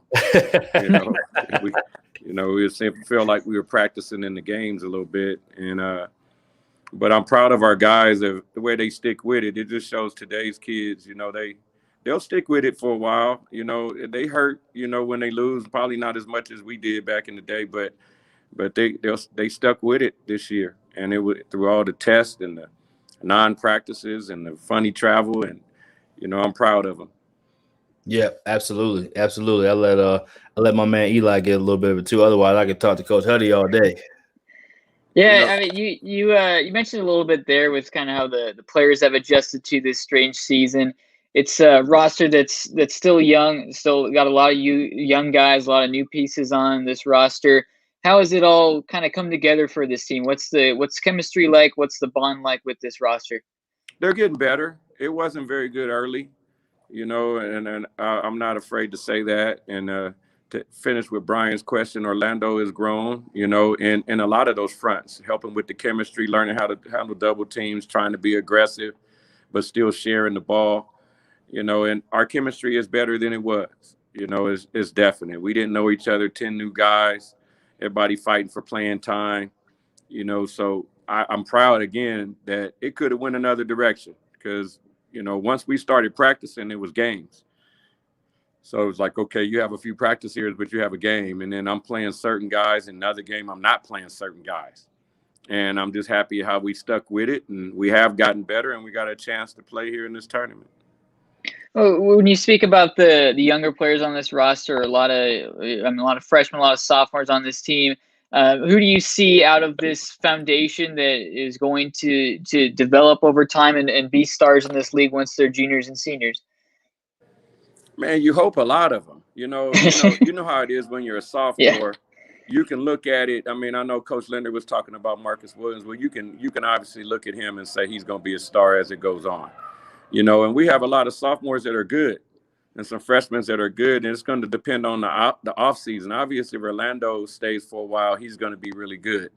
Anthony Holland has had a good second half of conference for us with making shots. Isaiah's had a good second half of conference. Deion Stroud has shown some times where he can really score the ball and defend it. So all these guys, you're wondering how the offseason is gonna help them. Are they going to really be in the gym? Obviously, we're going to get them in our times, but they're going to be in when we're not watching. Right. How much better they're going to get, and how much mature they're going to be when they come back next year. So there's tons of them. I mean, there's a few that stick out, but there's tons of them that you're hoping are going to take a jump. Yeah, Coach, and you've worked with some of the best. Obviously, Coach Kawhi and Kawhi Leonard, who's in the NBA, one of the best, and you've been around good players in that process. How much do those guys understand now the process to be great? Because I know a lot of the young guys we've all been around, coached, seen, that just kind of think you're just supposed to show up. And so I asked that question in two-part because it seems like they're bought into the process now. For you guys to get a huge win against Boise State just here recently, to be able to compete against some of the best in the league and show like we got it when you guys listen and kind of buy in. With the young group, it takes time. It takes those kind of signature wins. So what is it like trying to teach so many young guys the process to be great? That's not the right way to do it. You want to have some older guys there that are showing you, because the best teacher is to put you on the bench. That's the best teacher. But if you got 10 new guys and most of them are freshmen and sophomores, they're all fighting it out together. They're all learning it together, and I'm proud of how they have. And I'm hoping I don't have to go through that too much more. If you can balance out your classes, get a couple older guys, these guys grow up and set the tone. Now it becomes a little easier when you have older guys showing younger guys the way. Yep. We've talked about this league a little bit on the show. We've talked about it nonstop, but I think this league has had more turnover maybe than any other league. Eli did his statistical data background on this league. And so you have a lot of these young guys that are going to be back. What is your thoughts kind of as you build forward and you are able to add those pieces? And then what do you think about the league and where it stands now? You coached in this league as an assistant at San Diego State. Now you have a chance with all these different teams. It's kind of getting back to that multi-bid, could even be 3 or 4 bid league. What do you think about the league and where it stands, as well as, as you build forward and add more pieces? It just goes in stretches. I think every year is its own entity. You start looking at, Matt Mitchell came back, Cada came back, Derek Austin came back. Well, if they don't come back, how good are those teams? Yeah, they're going to still be good, and they're still going to coach them. So, I think when you start looking at those things, guys can easily leave and make good decisions or bad decisions. It all comes down to recruiting. These coaches can really coach. The guys that are at the top of half of the league and even the guys that are in the middle and the bottom, everybody's trying to, get the best players we can get and form our best program. And it's, sometimes things just got to go your way, with the transfer portal the way it is, things got to go your way and you got to be able to build. And once you capitalize on that momentum, if you can keep it rolling, now that's what you're looking for. That's what everybody's looking for, right? To try to build it and then capitalize on the momentum. Well, it's a little bit harder nowadays. And those top teams, they had some key pieces come back. And when that happens, I think we all know, like, wow, okay, this conference is going to be good this year. Yeah, you touched on it there, and I'm curious to get your take on it. With college basketball, I mean, transfer rates are at an all-time high, and same goes for draft declarations as well, guys leaving after their freshman and sophomore years. Do you get the sense that, I mean, I guess 2 parts. Do you get the sense that it's maybe tougher to assemble and retain a roster now? And do you also get the perspective that maybe as coaches there are further steps that you need to take to have that loyalty and have that bond with these players so that they stay for all 4 years? I mean, you always want to try your hardest, but, you're assuming that, we put our blood, sweat, and tears into these young men. You know, that's what you do. I know some of the college basketball coaches that make a whole bunch of money, you know, online, they get the bad rap that they can leave and the players can't leave. And, you know, I don't have any problem with the players transferring. It is what it is. But, you know, I know coaches put their blood, sweat, and tears into these young men. And if they choose to leave, they choose to leave. That's their choice. You know, I don't try to, you know, sweat over things that you can't control too much.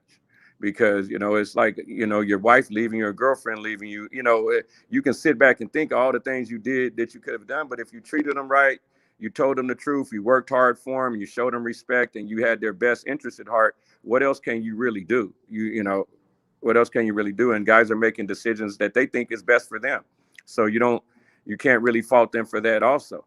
But, you know, it's going to be different, because I know when we start, you want to have 10 or 11 guys on your roster that can play and 2 guys sitting out, and you can build your program that way. I know Muss, when he built his program, he might have only 9 guys that were able to play, and he might have 4 guys sitting out, because now, you know, you have a philosophy in that situation where you say, well, nobody's going to play 13 guys, you know, so you might play 8, you might play 9, you might be 7, but nobody's going to play 13.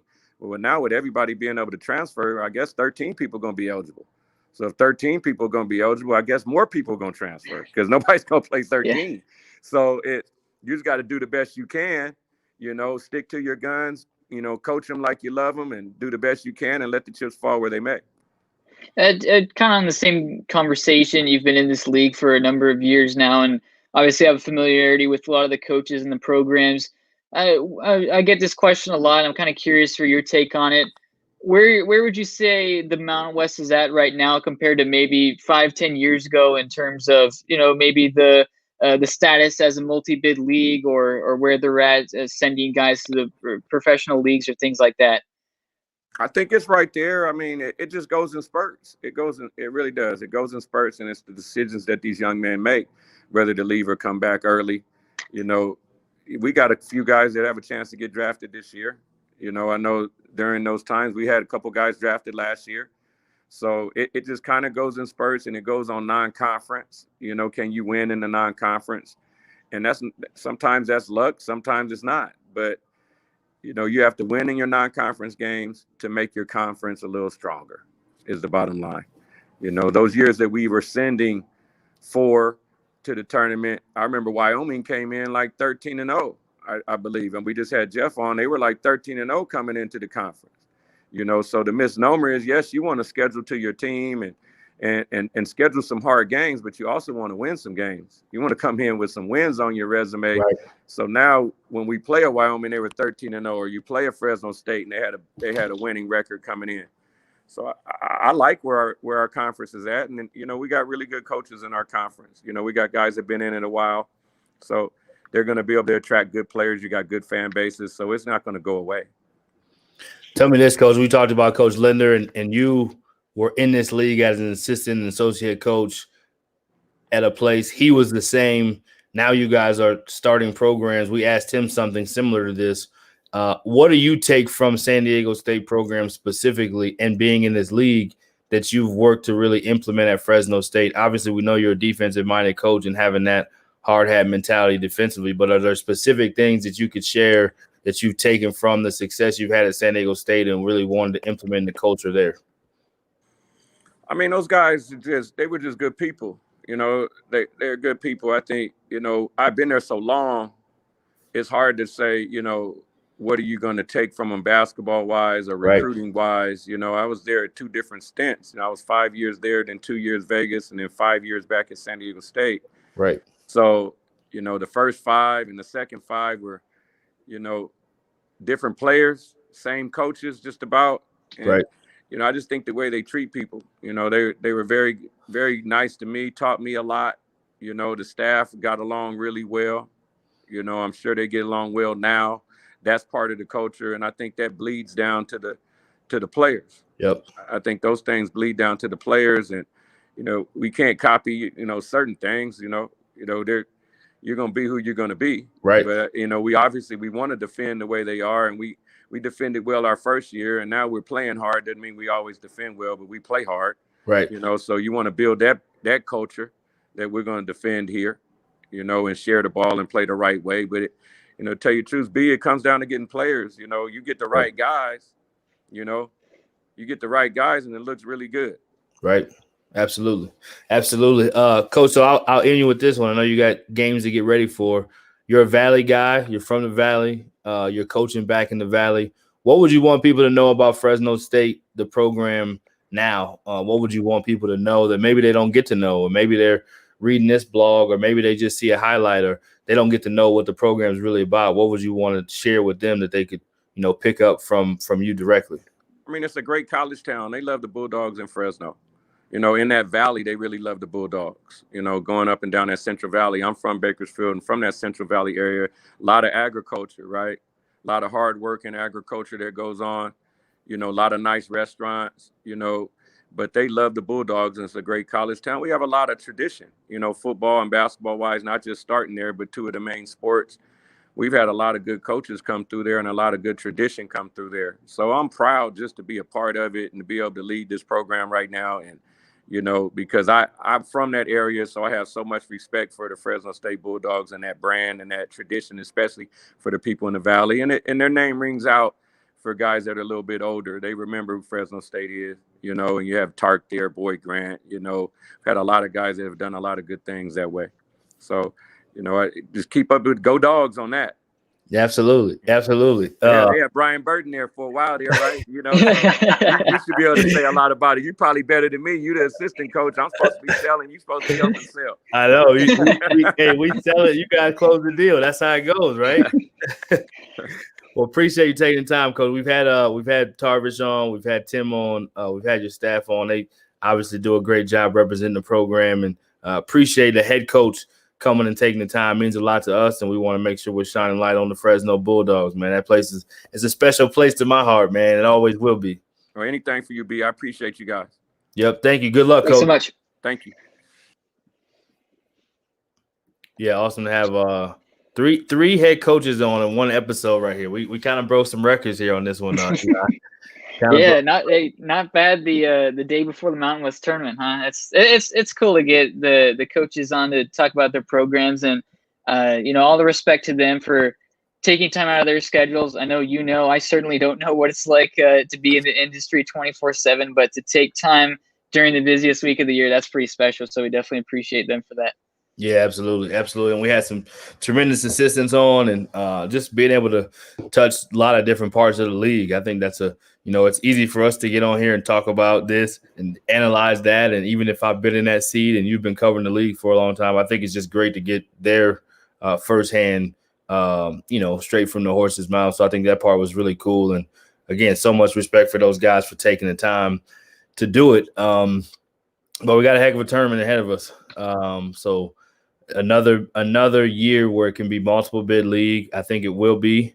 So one of the main storylines, we'll end the show with the last 15 minutes just talking some storylines of the Mountain West. One particular storyline, of course, the fact that there's 4 teams without even going forward to anyone outside of those 4, but there's 4 teams that are in the conversation for last 4 in, first 4 out, right? So you have Boise State with their resume, Colorado State, you have Utah State, and then San Diego State should be pretty much a lock at this point. So you have 3 other programs that have a chance to get in based on how this week goes. And then you have the Nevadas and the Wyomings and the Fresnos and UNLV that who knows, maybe somebody gets hot and has a chance to win a tournament. So a lot of things can shake out. I'll just get your take on kind of what you see, maybe not how you see it playing out, but what you see going into it. Yeah, it's a good leading off point. I think to start with San Diego State, they're safe. If they lose their quarterfinal game, I still think they're in perfectly fine shape. Yep. The nice thing for them, though, is if they do come up winning 3 straight in the Mountain West tournament, I do think that they could avoid that 8-9 game, which is so important if you want to make a run. And traditionally, you see what the 7 seeds have done, what the 10 seeds have done, and what the 11 seeds have done. And to avoid that 8-9 game, especially in a year where I'm just now seeing Gonzaga came back from whatever it was, 15-16. Wow. You have Baylor that's only lost 1 game all year to Kansas, and even Michigan, Ohio State. Some of those teams, Illinois. I mean, the list kind of goes on and on. You want to avoid those teams best you can. And I do think if San Diego State is able to put together a run here, I think they could have enough of an argument to get on that 7 seed line, maybe even 6. I don't know. But you just want to avoid that 8, 9, and I think they're in good position to do that if they take care of business. But the other 3 teams that you mentioned there, Boise State, some untimely losses down the stretch. For Boise State, you would have hoped that they would have stolen one from San Diego State. I think that would have probably put them in the lot conversation.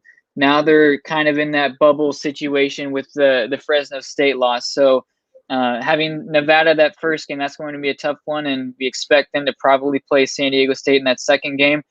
They win both of those, then I think they're in perfectly fine shape. If they beat Nevada and lose to San Diego State, I think it's probably still on that bubble. And if they lose to Nevada, I honestly think that they're probably going to miss out on the tournament. So I think the equation is pretty simple for them. Colorado State, Utah State, it's a bit more fuzzy with the opponents that they could have. I don't feel as confident in projecting where those teams could be. I think Colorado State's in a better position right now, but to see where their metrics will lie 5 days from now, it's a little tough. And I think Utah State's still kind of on the outside looking in, so they need to probably get a couple wins or reach the title game, I think, to have a shot at this. But it is kind of similar like recent years where you have the team that's the lock. This year it's San Diego State. Last year it was San Diego State. What year before is Nevada, what have you. It more so depends on what the other teams do. So if San Diego State takes care of business, blows everyone out by 10, 15, 20, as they have been doing the last month and a half, it's probably looking like maybe a 1 or 2 bid league. But if we do see chaos, which is kind of what we've seen in years past, where maybe Boise State pulls off an upset, maybe Nevada goes on a run, I think that's more so the equation of getting 2, maybe 3 bids in, because you have one lock, and then it's kind of San Diego State plus whoever wins the title game and what the bubble teams do. So there's a lot of different things going on there. See if we can pull this up. So we got the bracket here. We have Wyoming playing San Jose first round. Tomorrow morning, we have UNLV Air Force first round, and we have Fresno playing New Mexico first round. Obviously, most teams would pick the higher seed to win those games, but that's the beauty of March. You never know. I think we've already seen in more brackets than not, the higher seed does not always win. So first round, obviously going down tomorrow. Then you have the quarterfinals. San Diego State plays the winner of Wyoming and San Jose State, and they're pretty much a lock, as you said. The Boise-Nevada game is the one you've just talked about. I think is probably the most compelling matchup here because Nevada has already swept Boise in the season. Boise doesn't come into the tournament playing their best ball, but we know Coach Rice has found a way in March to make a run many a times, and they're right there with something to play for, and it's hard to beat a team 3 times. So I would imagine that Boise State will be more than ready to play their best basketball in that game. And if they do win, puts them in a matchup with San Diego State that, again, if they can find a way to win that game, let's just play the scenario game, right? San Diego State, let's just say they advance on March 12th. Let's say they play Boise. Boise wins that game, right? Well, now you have Utah State and Colorado State on the other side. Whoever wins that game, let's say one of those teams wins the entire tournament. If Boise beats San Diego State, I would imagine that they're going to be in too. Mm-hmm.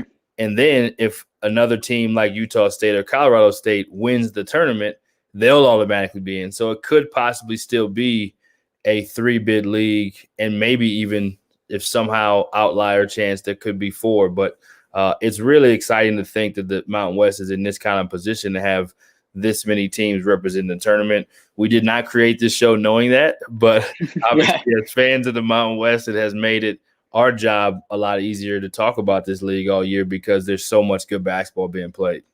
Yeah, no, I think you said it well there. And I think that is the dream scenario for getting 3 bids into the tournament, maybe even 4 if it works out that way. I think San Diego State, again, they're in regardless. If Boise State makes a run, which would include a top 20 win over San Diego State, I think that just about secures it for them and for them to reach the title game. And then you have either Utah State or Colorado State. I don't have their net rankings in front of me, but I imagine they're still top 60, top 70. And on a neutral floor, that falls under the first quadrant, if I'm not mistaken, second quadrant possibly. So that's hardly a bad loss if it were to happen for Boise State. And that would hypothetically send 3 teams in. So that's the dream scenario for getting 3 teams in. And for the conference, maybe not for those individual teams. Right, exactly. For the conference, that's a point well taken. Everyone wants to win this thing, and we've seen some crazy runs in this tournament in years past. And I was on a radio show earlier today speaking about 11-seeded Wyoming that last year was a few baskets from getting to the title game, and an 11 seed had never won a game in the tournament before. So we don't really know what's going to happen. There's a lot of stakes at play here, though. It doesn't feel quite like normal years, and that's kind of the shame of there not being fans or media at this, because it would be just a perfect tournament to go to, because there are so many stakes. You have the top dogs, San Diego State, right in this long winning streak. You have, Boise State, Utah State, Colorado State. They've all gotten off to great starts this year, and they've shown that they are capable of playing great basketball. And then you have the Nevada schools, Nevada and UNLV, and arguably the 2 best guards in this conference, or even 3 best guards in this conference. So there is so much talent from top to bottom, and the way the bracket shakes out, I think can provide a number of compelling matchups. But I mean, there's a lot of different ways this thing can sort out. So San Diego State, if they make a run here, they could wind up with a pretty solid seed, and if not, I think we're seeing multiple bids out of this conference. Right. I think. Correct me if I'm wrong, too, Eli. I think going back to even my time not too long ago in the Mountain West. The last 3 or 4 years, the number 1 seed has not won the tournament.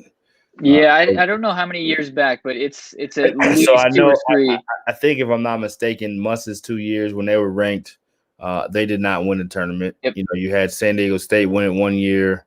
I believe Utah State won it the next year with Merrill. And then last year, even San Diego State, I believe, was number 1 seed, and Utah State won it again, if I'm not mistaken. So there's always kind of been another team that's won the tournament. So if San Diego State was to win the tournament, I guess the question is, does the team that they play against in the finals, are they an automatic bid more or less just from getting to the finals and losing to them? That's the other scenario. Is there a scenario where only 1 team gets in? I mean, if San Diego State rolls through this thing and they just kind of beat the brakes off all these teams, which, as good as the conference has been, San Diego State has been phenomenal, and I wouldn't really rule out that from happening. You would probably agree with me on this. If they won each of their 3 games by 10, 12, 15 points, I don't think either of us would be that shocked. But that would probably lend its way to a 1 bid league if Boise State or maybe Colorado State, if San Diego State won the title, they wouldn't have played Boise State in the title game. But that kind of provides an interesting situation there. But you said it, the 1 seeds have had issues in this tournament for whatever reason, and I just pulled up the recent results, and the last time a regular season champ owned the outright title, it wasn't a share title, an outright title, was actually Craig Neal in 2013. So that's kind of, and New Mexico went on and won that tournament. So that's an interesting dynamic there. But I just think that each of these 3 teams not named San Diego State that are on the bubble, I just have to imagine they need to get at least 1 or 2 of these wins. And this is a tough draw for Boise State, and it's been a tough draw to go from that somewhat front-loaded schedule. They were able to build that run, and I know they played Houston in the first game of the year, but then to go on the 13-game winning streak, and then go into the really tough portion of their schedule, which provided some challenges, having to play 2 games at Viejas, and then having that that tough makeup game, which could honestly cost them quite a bit.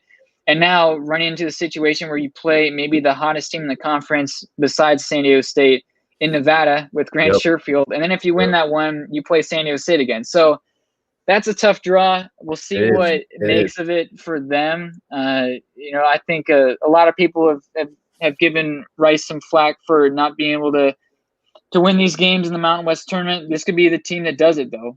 We've seen what they've done at their peak, and a lot of these guys have shown up. It's plenty of depth on the Boise State roster, and I can't imagine that this team is going to fade down the stretch with how talented they are and just the pedigree that Leon Rice brings to this program. I think that they're at least going to, make these first 2 games a challenge if they get that far. Yeah, I just think, even as you hear these coaches talking tonight, head coaches especially, like, it's just hard. It's hard to win. It's hard to win games, and people don't. That's the cool part about even doing this show. People don't really necessarily know how good the Mountain West really is. So, and even though, there's a tradition with the Mountain West, there's a reputation with it, but even right now to have this conversation that 4 teams may have a chance to go dancing, and that's not even to mention, again, a Nevada or somebody else who maybe just can get hot and figure out a way to push themselves through. We saw that happen with many leagues, but you talk about a Kemba Walker and a Shabazz Napier. Shabazz Napier. Those kind of guards, if you have a Grant Sherfield type of guard and a Desmond Cambridge type of guard, you just never know. So, and I say that to say even, Colorado State has one of those guards and Isaiah Stevens, and Boise State obviously has good. So you don't know who can kind of get hot and get this thing going. You heard Coach Dave from San Diego State talk about the year that they won the tournament, Matt Mitchell's freshman year, which is the year I was coaching the league at Fresno, and they weren't necessarily tabbed to be the team going in, but they were playing some of their best ball. So there's a lot of factors that go into it. Definitely stiff competition. Teams know each other. Now you're playing on a neutral floor. Now you're already familiar with each other. Now you're playing in that new season with a 0-0 record where everybody knows they have a shot. Look at App State. They were one of the lower seeds in the Sun Belt tournament, and they are going dancing now. It just takes kind of that right magic to come together. So excited to see what happens here. We could talk about a number of other things in the league, but I think the tournament and just figuring out what happens there is probably the most compelling. Shout out to the players that got Player of the Year and Defensive Player of the Year. I know there's a media poll and a coaches poll. We'll talk about the coaches poll and just Matt Mitchell, so deserving, a guy, a 4-year starter. When you talk to Coach Hudson and Coach Linder to have these young teams and these young players that are doing well, Matt Mitchell was one of those young players way back then too, and now he's Player of the Year. So credit to him and their program and what they've done. Keita's a guy who probably was on the draft board projection as a freshman too, a young guy, and now he's in a position where he can play in the tournament, and they're a 2 seed in this thing, and he's Defensive Player of the Year. So wanted to especially give shout out to those 2 guys. Coach of the Year, Coach Dutcher, well-deserved, 1-11 in a row. They're 19 in the country.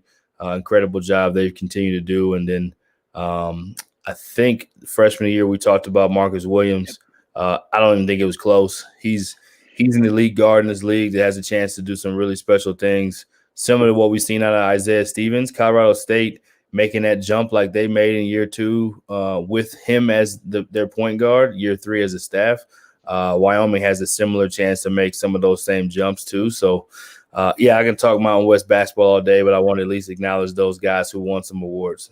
Yeah, no, that's great. And I think with Mitchell and with Keita, those are they've been staples of the league for 3 years now. But to think about what they were when they came to campus, and Neemias Keita was, if I'm not mistaken, an August or September commit out of Portugal, a guy who, a really late guy who had 0 high major interest. And by the time Christmas rolled around, draft scouts were like, okay, like this is a guy that we're going to maybe take as a 2nd round pick. And that was within 2 months. And and I mean, it's an oversight by a lot of these coaches, but it's a credit to him and his development. And he was banged up last year to come back and been phenomenal this season. And it's just been a great player in this league. And then with Mitchell, I mean, he came in as a 3-star. He got, quite a bit of credit as a recruit, and rightfully so. But this guy was overweight when he got to campus. He was, right. I mean, he was a chunkster. He wasn't in shape. He'd probably tell you that. His coaching staff definitely would tell you that. And he's slimmed down. He's rounded out his game. He can still be a bruiser inside, but he plays a lot more like a guard on the perimeter. And the development that San Diego State has done with Mitchell and what Utah State has done with Keita, it's really remarkable, and it speaks to those staffs and what they've done. And it's no surprise that those two are getting these recognitions for the way that they've evolved. But, I mean, you can pull up a Google image search of Matt Mitchell 2017 versus him now, and it's like, oh, okay, like, all right, he got to work, he did his thing, and now he's reaping the benefits of that.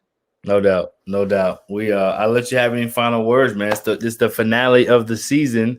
It's been an awesome one. I appreciate you going on this ride with me, man. I have so much respect for the fact you've covered the Mountain West way back when I was in the league, and probably even before that, but you've done such a tremendous job, and people have respect for you more than you know from a coaching side. And I was on that side, and it's cool to see you being willing to go on this journey to just kind of highlight this league. And I think it's been an awesome ride, and definitely wouldn't have wanted to do it anyone else. And yeah, you are the actual insider. I'm like just the other guy. So, yeah, you've been behind the curtain though. I have. Yeah. I've seen the dark side. Yeah, well, I mean, I definitely appreciate that, and the platform that you provided here to allow us to do this. I mean, it's pretty cool that, I mean, you hit me up during the summer and said like, hey, we've got this going on. What do you think about it? And it's like, it's you and Mountain West basketball, and that sounds like a pretty perfect match. So it's been really cool to, I think, go from the media perspective where we're right. almost trained to just cycle through stats pages and articles and gather this info and that info and spit it out the way that, that fits our angle, so to speak. But to actually speak to the coaches and understand their perspective, especially in a year like this one where, I mean, you get to know people when things go bad, right? Like the COVID-19, right. I think, has tested a lot of people in different ways. And that's why I've liked to ask coaches about how they've handled it, because it's been a tough year for a lot of people, and you learn a lot when things go wrong. So it's been fun, and the feedback from the coaches has been great. I think the coaches who have been on this show, it's a credit to you and the network that you have to have these people come on the show and talk about their teams and thank us for what we're doing with this platform. It makes it all worth it. So, and to speak about Mountain West basketball, that's always got a soft spot in my heart. I love this conference dearly, and I always wish the best for it, because they've got good media people, they've got excellent coaches, and it's a conference that's easy to root for. It's exciting basketball, good people that are around it, and a lot of fun players. So it's been a pleasure to do this. So yeah, I can remember, man, when I was at Fresno, just like when you want to know what's going on in the Mountain West at that time, especially, it's like, well, let's go check Eli's feed. And you probably don't even know it, but coaches are obsessed with information and finding out what's going on and seeing what the pulse is, and seeing you and Jeff Grammer kind of go back and forth and talk about topics. And but yeah, you've done such a good job. I think even in the offseason, you did some stuff that was cool, where you're talking about, this player or that player or this team or what's the projections. And it was something different than just what the conference was putting out. And it was more, just gave more consistent, in-depth, just either whether it was good, whether it was like, hey, I didn't even know that this stat was out there. I just think you've done such a great job, man. So it's been fun. Definitely looking forward to this tournament. Maybe at some point in time when we can actually be in person, we'll be at the tournament, and that'll be even better. But really cool for these coaches to come on today, and all year long. We thank all the guests. We thank anybody who's tuned in to any episode, to be honest, to show support. And we're just going to keep showing the Mountain West some love and keep growing it, man. So thanks so much, and enjoy March. You probably won't get much sleep if you're a real basketball fan. If you're one like Eli, then you're going to be pulling all-nighters to write articles and pump out content. But that's what we do it for, and we've had a blast, and thanks so much.